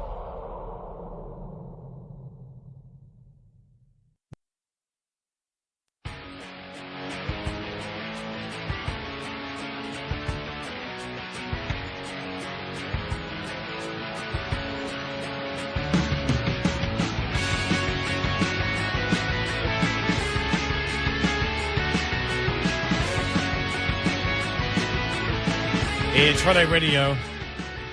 He is Eric Harley, and I'm Gary McNamara. So we're just now you and I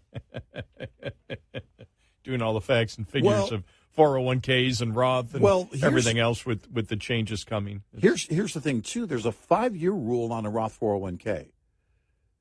So individuals have to have the Roth 401k for at least 5 years before you start taking distributions from it. They can't tax you on it, but they can penalize. So for those that are in that age group that they're getting close within that 5 years, they really don't have any options if they've been playing catch-up with their 401k.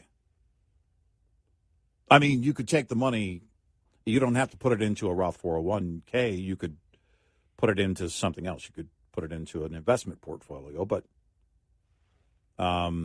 that's interesting that I would have to look and see if there's an exemption on the 5-year thing. Because as it stands right now, a Roth 401k has a 5-year rule. Has to be in place for 5 years. And, of course, you have to be at least 59 and a half to start that distribution. What a mess. Seriously. Well, is that only if you haven't started? Okay, you have to be 59. But what if you're 65 and you're forced to go into the Roth? Not forced, but you've put in you've done whatever it is, 20. It was like 30,000 next year is what it's supposed to be. So 22.5 for normal 401k, and then you can't do catch-up anymore unless you put it into a Roth 401k. Right. Then you have to wait 5 years before you can get a distribution from that Roth account. You can't touch that money for 5 years. For 5 years, even if you're retired? Unless they impose some kind of exemption for those affected by the new law. Wow.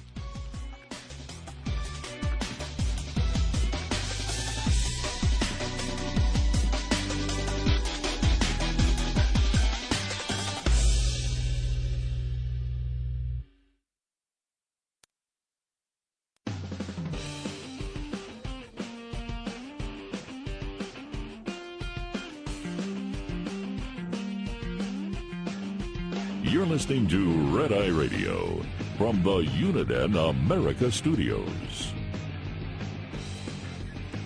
It's Red Eye Radio. He is Eric Harley, and I'm Gary McNamara. So here's the problem that we've always stated about the Democrats and abortion, and it involves an interview that DeSantis did with NBC. While interviewing Ron DeSantis, this is from National Review, NBC's Dasha Burns falsely claimed the Democrats don't back a right to abortion through all 9 months of pregnancy. Wow. We have covered this in depth on the show. Yeah. And yes, they do. In a new interview with Ron DeSantis, the NBC reporter badly botched an attempted real-time fact check of the Florida governor's claim that Democrats are pushing for abortion to be legal until birth. Burns called DeSantis' claim a misrepresentation and asserted that there's no indication of Democrats pushing for that, but in fact nearly every Democrat in Congress has voted for legislation that would effectively impose a nationwide policy of abortion on demand throughout all 9 months of pregnancy. You and I have gone through that when these pieces of legislation has been voted on by Democrats. Yeah. And one here in the last year, I believe. Mm-hmm. DeSantis said, I would not allow a lot of what the left wants to do, which is to override pro-life protections throughout the country all the way up really until the moment of birth in some instances, which I think is infanticide. Burns says, well, actually, I got to push back on that because that's a misrepresentation of what's happening. I mean, 1.3% of abortions happen 21 weeks or higher. There's no evidence Democrats pushing for abortions up until, and then DeSantis interrupts. Their view is that all the way into that there should not be any legal protections. Burns, there's no indication that Democrats are pushing for that. Yes, they are. Absolutely are. We've spent so much time on that. The fact is they have to. Right, because they don't want to put any limitations from their perspective on abortion. Yeah, when I say they which have means, to, I'm talking about their point of view. In order to essentially comply with the agenda, yes, it has to go all the way up until birth. And it has to because, as they can never say it's a life inside the womb. That's why. Right. Because if they come out and say after the second trimester, no abortions, it kills their main argument. It's my body, and I can do what I want. Right. And that's a discussion that I've had with every single pro-life person since the Dodd's decision last year. Around this time, wasn't it? Yeah. Right around this time when that came out. Every single, and I'll say every single woman who that was the first thing out of their mouth was, stay away from my body. And I went, oh, then you believe in abortion till birth. Well, no. So you think there should be a law to stop it before that? Well, yeah. Well, then it's not about your body. What are you talking about? You just said it's your body. You can do whatever you want. But after what? The second trimester? Yeah, you believe the government should outlaw it at that point. And then I would get the response, well, unless it's a rape or incest. And I said, but you believe then while the baby is in the womb, it becomes a life, a human being. Mm-hmm. Well, yeah. Well, then it's not about your body. You're saying it's about your body until the fetus becomes, in your opinion, in your opinion, a human being. And so that human being at that point supersedes what you wish to do or not wish to do with your body. Oh. Wasn't good. No. I mean, it was almost identical with, and I'm talking about this is up north or down south. Doesn't matter where I am. The opinion is, well, yeah, you got to do something to protect. I said, I don't have to do anything. I'm simply telling you, you stated something. This is where the Supreme Court said, look, you can't even decide it. Look how flustered you're getting. You can't decide it, and you want Supreme Court justices to decide it, and they're saying, we don't get to decide life. You do. Through your elected representatives. Yep. So actually what they did, the Supreme Court of the United States did not, what they said was the Supreme Court before was wrong in Roe v. Wade. They were wrong because you make the decision, not a bunch of judges. Right. And it was interesting when I explained it that way, because none of these were one-to-one conversations. They were like 5-on-1 conversations at a couple of points. And even a lot more people listening. You saw a lot of people shaking their heads going, he's got you. And one woman, the first woman I talked to said, those are really good points. Those are really good points. Well, because at some point you're saying that the life begins here in the womb, wherever that is. Otherwise, you're saying abortion until birth. It's one or the other.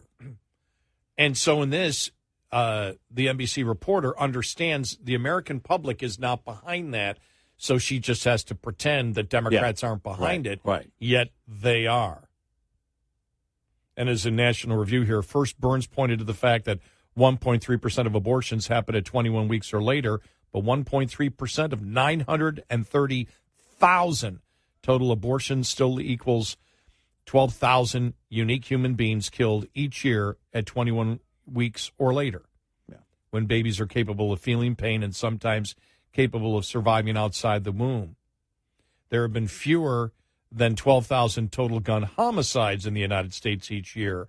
Burns, in an attempt to minimize the horror of late-term abortion, actually ended up agreeing that late-term abortion do, in fact, happen in the United States. Right. The relevant question then is whether Democrats think those abortions should be legal throughout all 9 months of pregnancy, and the answer is yes. Several Democratic senators, Fetterman, Sanders, Ben Cardin, openly admit they oppose any legal limits on abortion at any point of pregnancy, which is the position of a majority of Democratic voters based on the polling. Yep. At least some blue states, such as Colorado, explicitly allow abortions through all 9 months of pregnancy. And we know that the last time the Democrats had a vote on it, it was almost unanimous. Let me see here.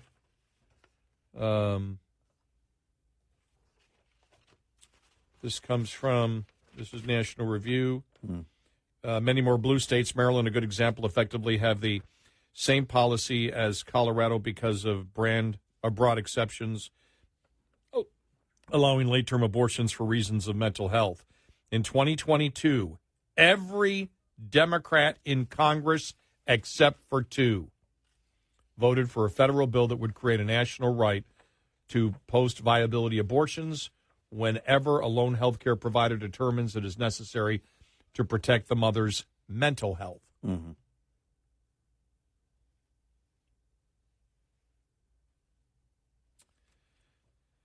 Both Joe Biden and Barack Obama once acknowledged a mental health exception would be a loophole that swallowed up a prohibition on late-term abortion. Washington Post fact-checker acknowledged that in reality abortion is legal in many European countries beyond the first trimester because those countries' first trimester limits include mental health exceptions for abortions later in the pregnancy. Surely the logic must also apply to federal legislation backed almost unanimously by congressional Democrats. So, yeah, they have a strong recent record of it. And to say that they don't, that's not a mischaracterization by the governor of Florida. Yeah. No, they have to, as we said. Otherwise, you admit that you throw out the number one argument that the left has used for abortions. Mm-hmm. It's my body. Right. It's not yours. Right. Well, if you don't believe in abortion until birth, then it isn't about your body at a certain point when the fetus becomes a human being, which, again, America can't decide when that happens. So if it keeps moving in the other direction, will you agree with it? And what's your definition of a human being? Well, you should see the looks I got when I asked that one. Why do you believe that after the second trimester it's a human being? Right. Those are questions that they don't want. You know what it's like? They just want what they want. They don't want to justify it in their head. Well, they're repeating a chant that they've been getting away with for decades. It's the woman's body. Right. It's my body. I can do whatever I want. But when the far left took it all the way up to birth, that changed everything. Mm-hmm. And this is where we are. And then I had but then, women shouldn't have to go through this. Mm. So then women should, so you're saying that some women should be able to, the mental health thing? Yeah. Well, then because of a woman's mental health, whoever makes that judgment, because of the women's mental health, you should be able to kill another human life. Right. Whew. Those are tough questions. Nobody on the left wishes to deal because with if there is questions. No concern, if there is no question about the mental health, then you're drawing the line and saying, then the baby is a life at this point. Right. So the baby is a life, but inside the womb. The mental health, exactly. But the mental health of the mother supersedes the right to life of the child. That's what you're saying. And what determines the mental health? Right. What's the criteria there? Right. An inconvenience? Can abortion doctors just say mental health and write it on the form, and then all of a sudden it qualifies? Yeah. Is there a process? Is that the loophole the left, including Biden and Barack Obama, have talked about for years? Because that's the loophole that they want to get away with. So, yeah, that was interesting yesterday. But you see how sensitive she was to it. Because they know that's a weak spot for them. Oh, yeah. And the only thing holding together the left for the longest time has been abortion. Yep. Yeah. and probably what held them together last November. Yeah. Was abortion. Right. That starts, and it's slowly going away for them, by the way. Yeah. And it's that reason and the reason that birth control is so widely available these days. Yeah. Yeah.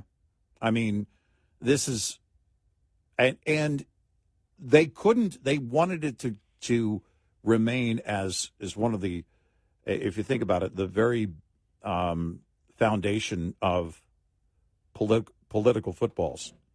That's what that has been for them since Roe v. Wade. And now they can't just repeat the chant.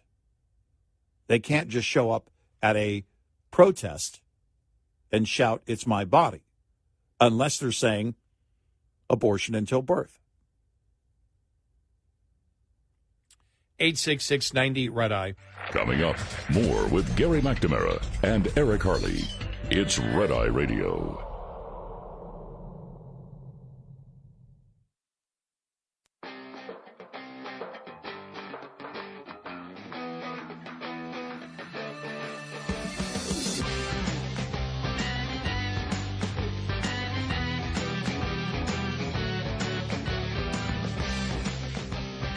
It's Red Eye Radio. He is Eric Harley, and I'm Gary McNamara. 866-90 Red Eye. Coming up, there's been a lawsuit filed to block the Biden administration's plan to cancel $39 billion in student loans. What are they going to challenge on that? We will get to that here in a little bit. It's starting. You know, we've got the when is the first debate's coming up, isn't it? Yeah, it is. I think Pence went after Trump for saying he's not going to probably be showing up, went after him. And then DeSantis, and we said this about Trump when Trump attacked DeSantis on COVID and said things like, Florida handled COVID worse than New York did. Yeah, right. We went, you need to be quiet on that because you're extremely vulnerable. And DeSantis pounded on him yesterday saying, Trump funded the mail ballots with COVID's spending bill, and his FBI helped censor the Hunter Biden story. I mean, it's this is how a primary season works. That's how it works, yeah. Everybody below Trump is going to punch up, and it's going to be relentless. I think from those two especially, that if any of them on the debate stage have a chance at doing any damage, it will be one of those two, Pence and DeSantis. Now, the problem with Pence is, okay, if you think that he did something wrong, then why didn't you say something then, right? If we're going to go down the January 6th route or whatever it might be, that was during Trump's time in office, then Pence is going to have to be very careful how he approaches that.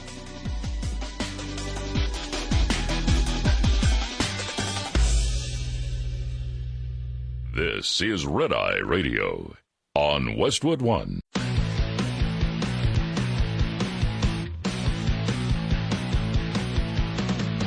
Now, it's Red Eye Radio. Gary McNamara and Eric Harley talk about everything from politics to social issues and news of the day. Whether you're up late or you're just starting your day, welcome to the show. From the Uniden America Studios, this is Red Eye Radio. All across America and around the world, we are Red Eye Radio. He is Eric Harley, and I'm Gary McNamara. Good morning. Hello. How's everybody doing? Well, we came close yesterday in the state of Texas. Yeah? They were worried that there wasn't going to be enough wind. Oh. Yesterday. Wait, how? We've been having no, the wind was down. Barely windy days. Yeah, but the wind was down yesterday. Yeah. Stupid wind. It's where it is in West Texas, really. I mean, that's. We need to tax the wind when it's.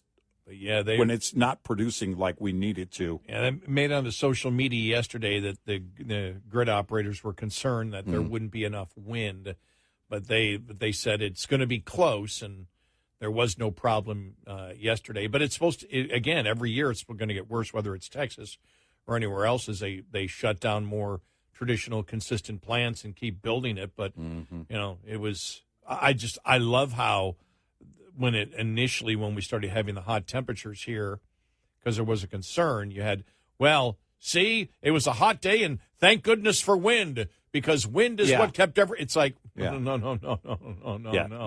no, it's the opposite.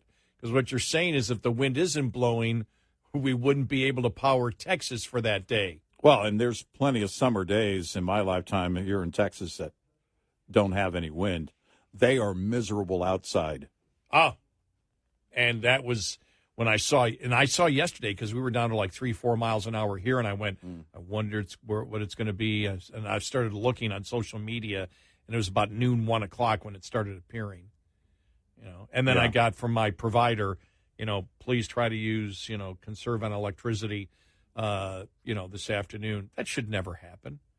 We should be, especially in a growing state like Texas, we should have enough reserves for 20-25% more. We're a massive energy state. Yep. None of this should ever be a question. Nope. It shouldn't anywhere in the United States. No, it shouldn't be. We choose this. Yeah. We choose this. We do. And I'm guessing a lot of people, look at it and go, yeah, well, that's not going to affect me. That's not going to affect me. And then you hit a situation like freeze-pocalypse. Affected everybody. Well, look, the biggest thing on that is the debt. It's not going to affect me. It's not really going to be a problem. Yeah. Mm-hmm. Well, I remember a year and a half ago, people were calling this going, you guys are really overblowing the debt in this country. Remember those calls? Yeah. We would get those. They don't call anymore. No. Why? Inflation. There was let me just see if I can find it here. So I was reading the story where here it is. It's just like, okay, it hasn't worked the last month. Let's do it again. Reuters, Biden revs up economy pitch after week of silence on Trump and week of silence on himself. Yeah. It's like President Joe Biden kicks off a visit to 3 western U.S. states on Monday as he aims to invigorate his reelection bid by highlighting recent economic gains and funding for new infrastructure projects. And it's not working. Yeah. It hasn't worked at all as he has gone out and talked about Bidenomics. In fact, you and I, when he started calling it Bidenomics, we said if we were his political consultants, we would say, don't do that. Well, no, but everything isn't great. Inflation. Doesn't matter what the unemployment rate is. Nobody cares. No. It doesn't matter what the growth rate is. Nobody cares. What they care about is the fact, and you and I have stated this for the longest time, even worse than a recession. What's worse than a recession? Inflation. Because in a recession, you may be out of work for 6 months to a year and you get unemployment, whatever, but you always have hope of getting a second job. And unemployment, or when we have a recession, you might have 10% employment, which means 90% of the people are still working. Mm-hmm. Well, when you have 98% of the people all working or 97% of the people all working, and that's not enough because of inflation, and they have to get another part-time job, and that's still not enough, there is no hope. There is nowhere to go. No.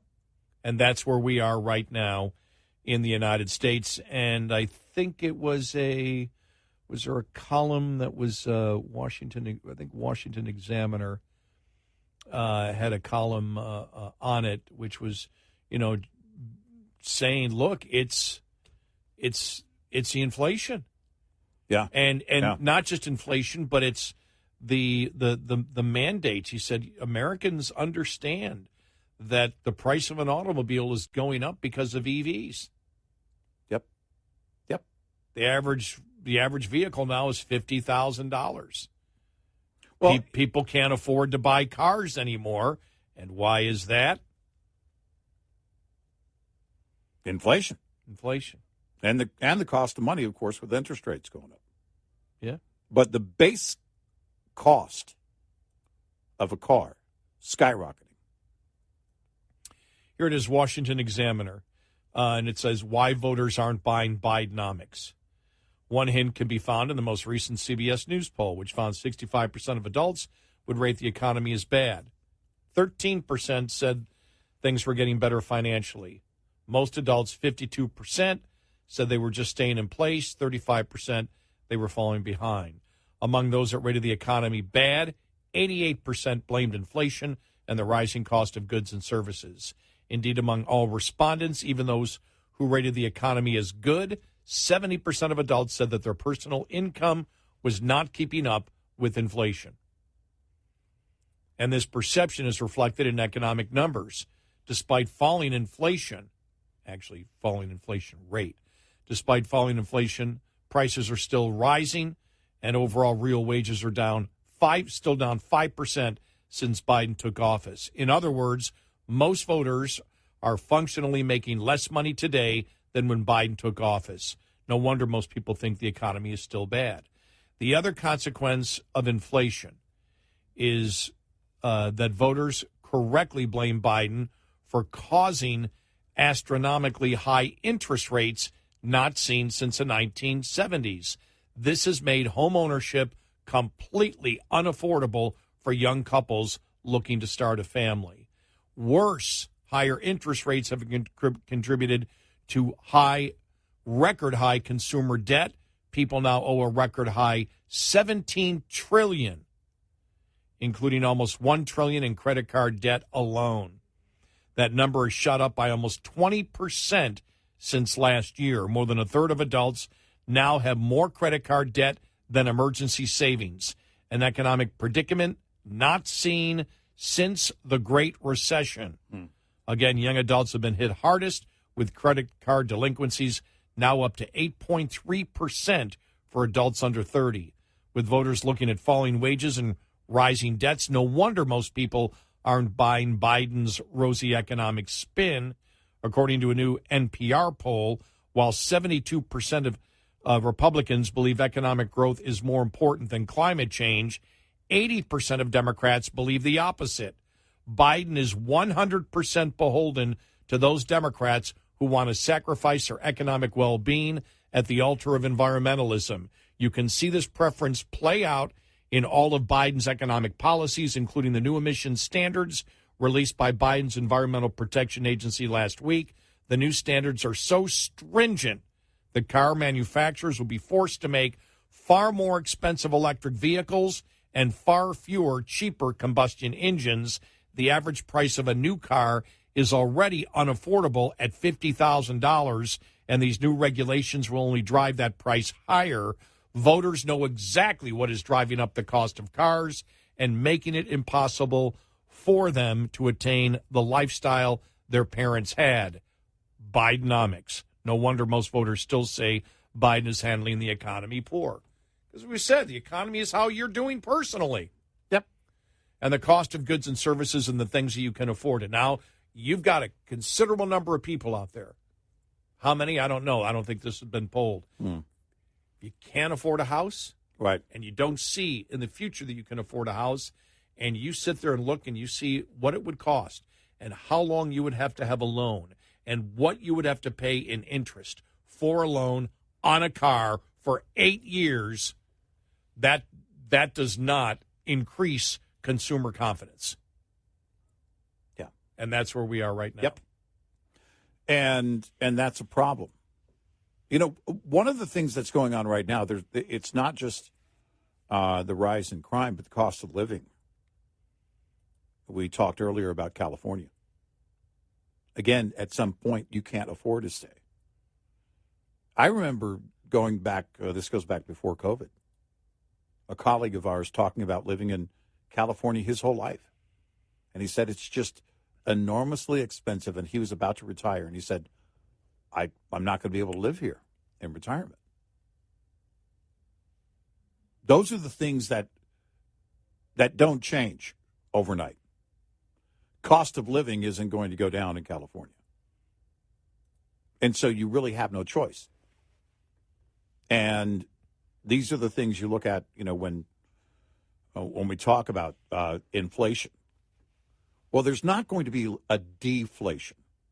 The prices of most things aren't going to just come down unless we hit a massive recession or went into another depression, which isn't likely. But what does that mean? That means the cost of living on every level for everyone. These prices, these higher prices, are here to stay. It's what they call, and I hate the phrase, the new normal. Not on everything, but on many things. I was talking to a family member just over the weekend about the whole shrinkflation thing, the offerings from restaurants, and not just restaurants. I mean, it's what you buy in stores and everything else. And here's the offering. Well, wait a minute. Where's the big, huge box of cereal I used to buy? We don't offer that anymore because the price point has changed. Retailers like Walmart know what the price point is for their average customer. They know what their average customer is willing to pay for any given item. And so what do? Well, the only thing you can do is, even on their store brand things, you have to either raise the prices slowly or you have to change the amount that you're offering for the same money. Those price points don't fluctuate a lot, but people had to get used to shopping with basically their money going, a lot less to a lot less. That cart now is a lot smaller. July inflation numbers come out this week. It'll be interesting to see where the core inflation is. 866-90 Red Eye. Hi, I'm Jen Loomis, a transport safety expert at J.J. Keller, and I'm here to share a tip on roadside inspections. Once a roadside inspection is completed, the officer will close it out, which involves the officer writing or typing up the report. The more the officer found during the inspection, the longer this will take. If violations were discovered, most officers, as a courtesy, will explain the violations to the driver. If there were any out-of-service violations, the officer will normally explain what must be done to get the out-of-service order lifted. Drivers need to be very attentive during this part of the inspection. The driver also needs to read and understand the complete inspection report. After receiving the inspection report, the driver has 24 hours to get the roadside inspection report to the motor carrier.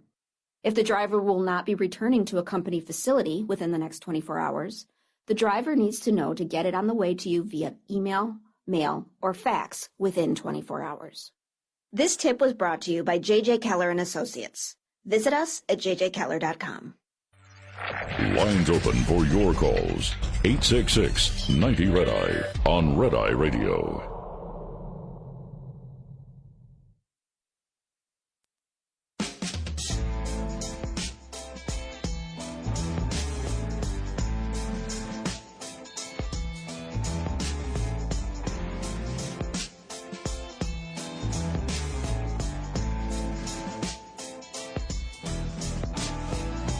It's Red Eye Radio. He's Eric Harley, and I'm Gary McNamara. Just looking at this is from Newsweek, written by Justin Haskins, editorial director from the think tank, the Heartland Institute. Bidenomics is heading towards a crash. The latest housing data could not make that clearer. And talks about the fact of, Biden out there again. He's out there, again, promoting the economy, Bidenomics, which hasn't worked. And talking about the 13 million new jobs, 800,000 new manufacturing jobs. Again, that's completely and totally exaggerated, because what that is when he got into office in January of 21, that's when people started going back to work. This is basically people out of work because of COVID and then coming back to work. It's not because of an increase in growth. Right. It was because of the loss of so many jobs that people were off work for a significant period of time, and then they came back in again, and everybody knows that.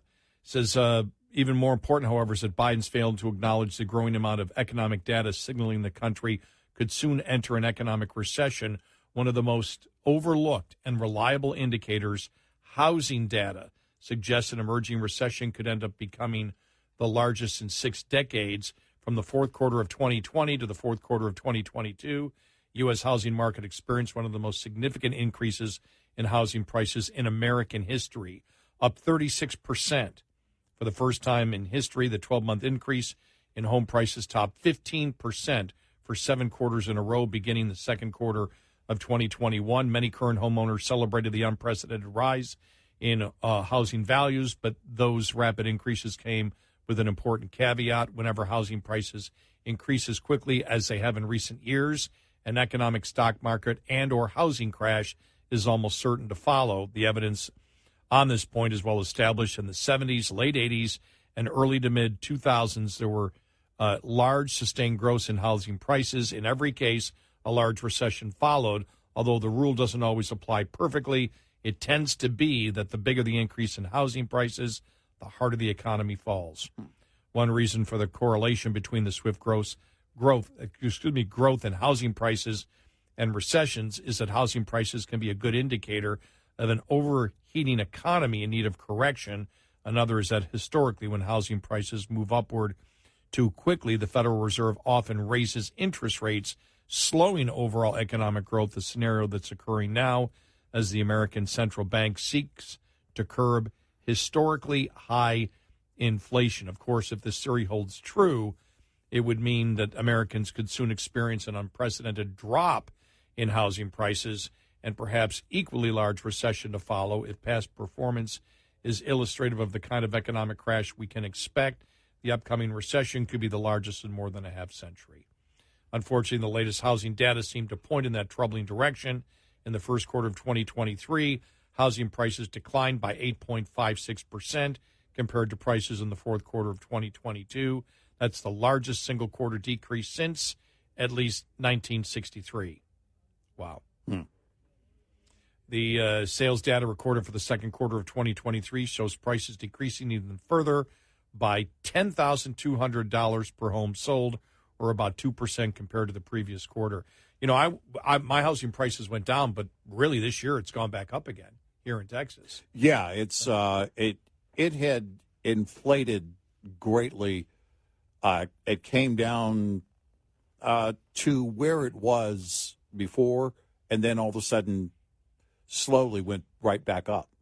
And a lot of that, I think, has to do with, you know, everything that's going on around here. There's still a healthy demand for houses around here. But if you get into recession territory, you know, and I don't know how you don't get there. With housing costs, the cost of vehicles, the cost of borrowing, I don't know how you don't get there. I don't know what keeps us from getting into a recession. The question is, when would that hit? I have a question coming up on the bottom of the hour.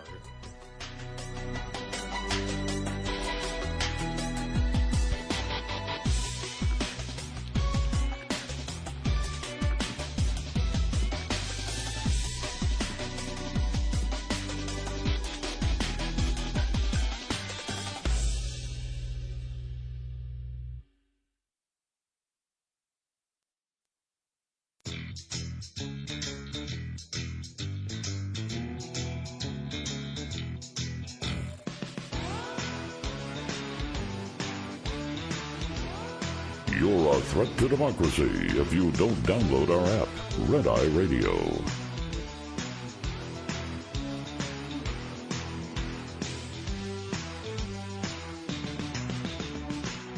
In my radio, he is Eric Hurley, and I'm Gary McNamara.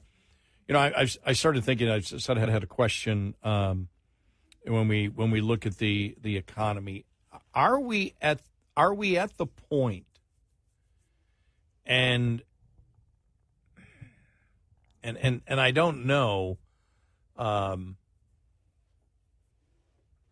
I don't know what I don't know what the answer is, but so I'm doing it in a form of a question. Are we at the point now where there is such a difference in the economy of states where we will at some point in the future not talk about the economic growth of the country, but of states and regions.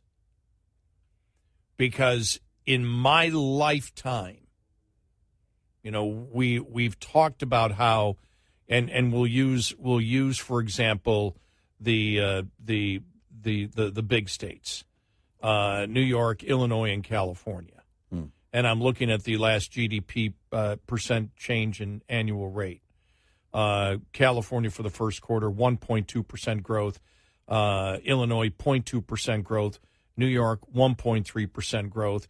And then use the other two big states that are normally used, Texas and Florida. Texas with 3% growth and Florida with 3.5% growth. So you're talking about a growth rate 2.5 to 3 times, in some cases, if you look at Illinois, a lot greater. Now, it's only for a quarter. But I'm trying to make a point. It's not the be all end all looking at a quarter of a year GDP growth. That would be unfair to do. Mm-hmm. But are we at the point where these states like New York, Illinois, and California, where the problems are so bad, so incredibly bad, that they're not going to recover anytime soon? That you're talking about something that will last for decades. And I say this partly on what you have said.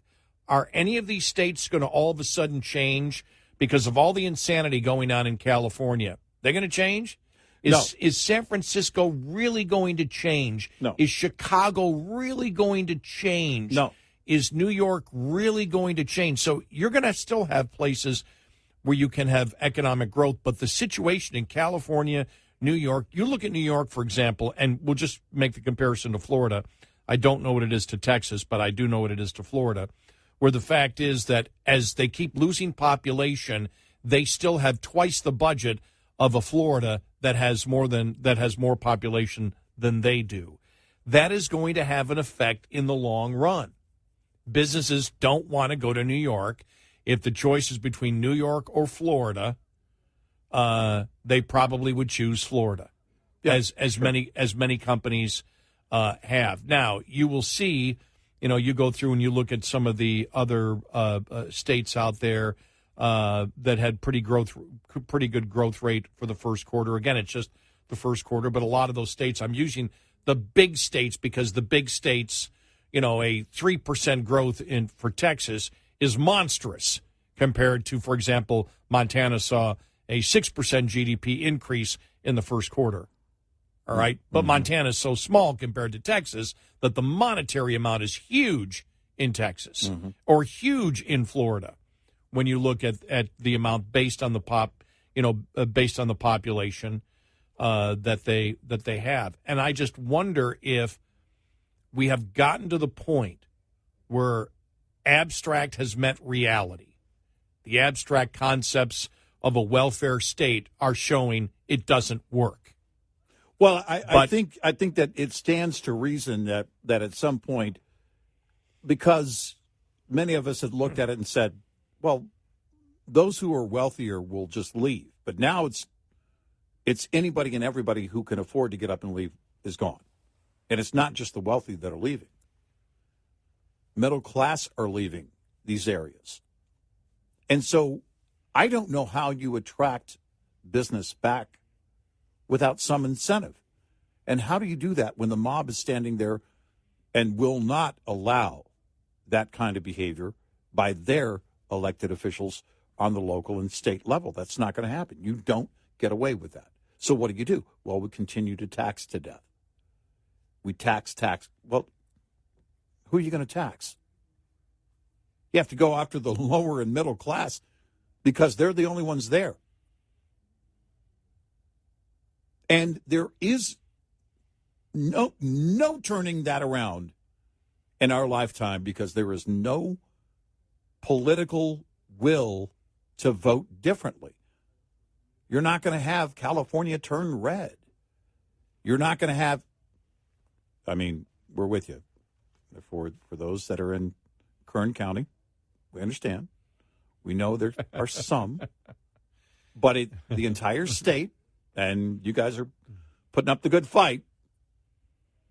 But if And so ultimately, what do you get to? Their only answer is to go for some kind of massive federal tax to bail on these other states to bail out their states. Well, but you look at a Kern County. Now, I've never lived in California, but I lived in New York. And if you live in New York, people are disgusted. If you live anywhere east of New York City, or should I say, I guess we would say northeast northwest, not northeast, northwest of New York City, which is the rest of the state. One of the major complaints is we have no power, we have no control, because all the population center is in New York City, and they control everything. And there's nothing that we can do. And there is a hopelessness that exists there, which does drive people to leave. Does that exist, for example, in a Kern County? Does that exist in more the rural areas in California that might be more conservative, where they say it doesn't matter? It doesn't matter at all that we're conservative and we believe the state's going wrong. We cannot change the population power bases of Los Angeles and, and San Francisco, Silicon Valley. We cannot compete against those population centers. They're going to win every single time, and there's a sense of hopelessness where people go. You see it in Oregon, where all these eastern, counties and these rural counties in Oregon, and that one of the privileges I had of living in Oregon is seeing, for example, where Portland has gone from when I was simply there. I was there from 97 to 2000. And, there was crazy stuff going on even back then, but it was limited to a small area of Portland, whatever. And you knew the politics was more liberal. But even now, in parts of the liberal strongholds there, it's just nuts where people want to secede. They want out, and they don't want to be a part of Oregon anymore. They're trying to get into Idaho.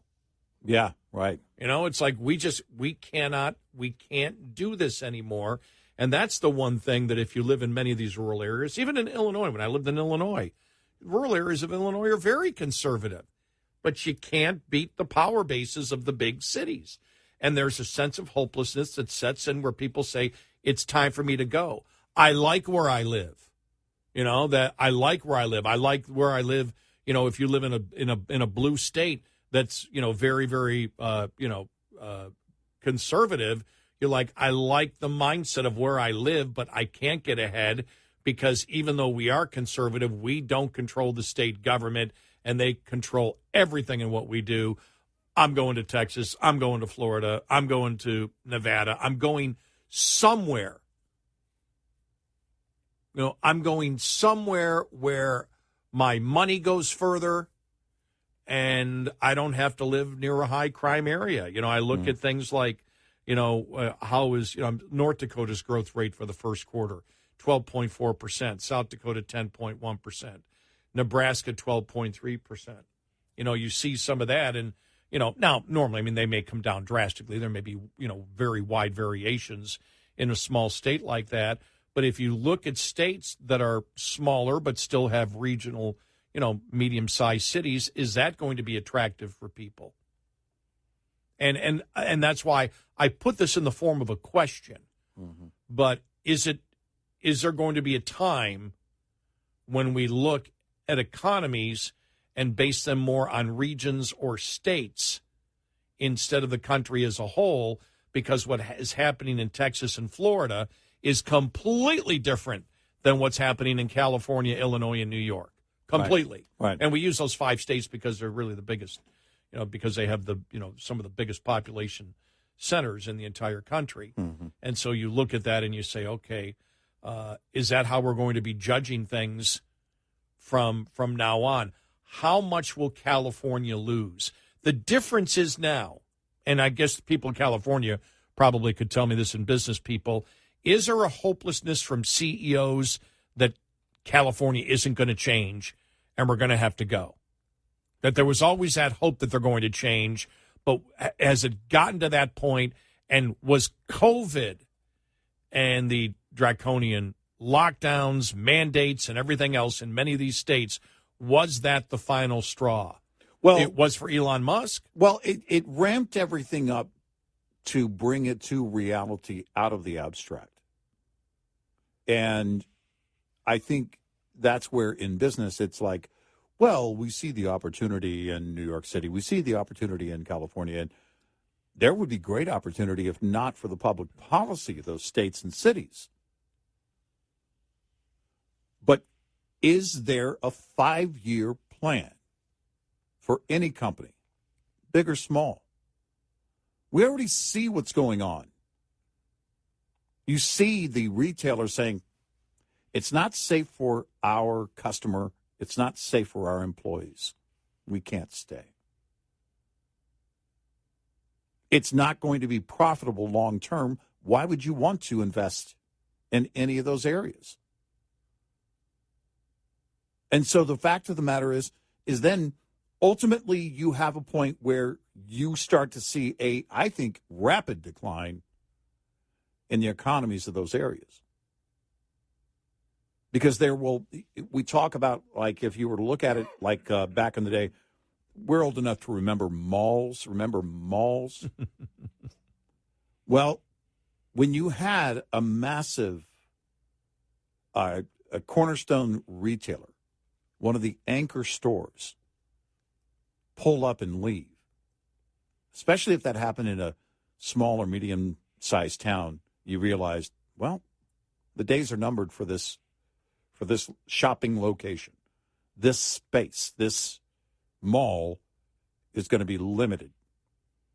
Now, of course, if those retailers back then were like Sears, who's pretty much gone now, but you look at now the anchors, they're not in malls.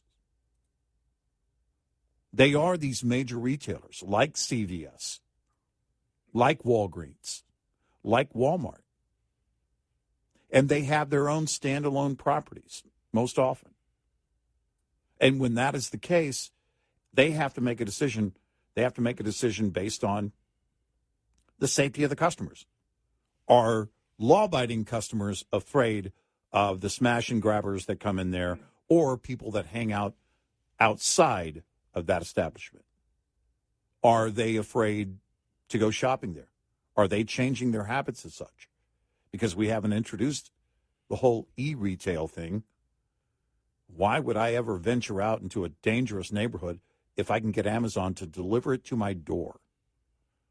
Those are the things that these businesses look at and say, if we can't have a 5-year plan there that has real numbers behind it, real potential, then we can't stay or we can't go. We can't go to those locations, and if we're in those locations, we can't stay. 866-90-RED-EYE. Get in touch with Red Eye Radio, toll free at 866-90-RED-EYE.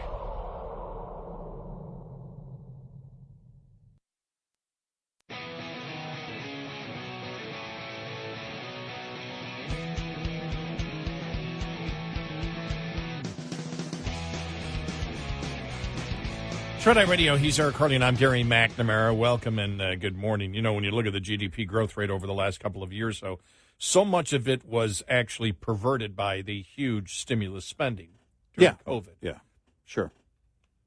And again, that's one thing that when we talk about GDP, GDP can be judged by the transfer of money. It's not necessarily the increase in wealth or increase in productivity and efficiency through services, new services that are provided, which actually drive an economy.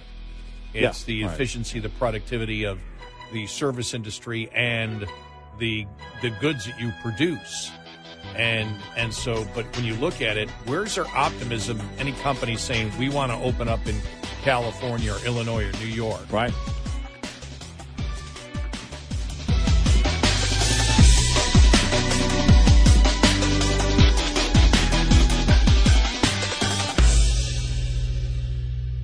This is Red Eye Radio on Westwood One.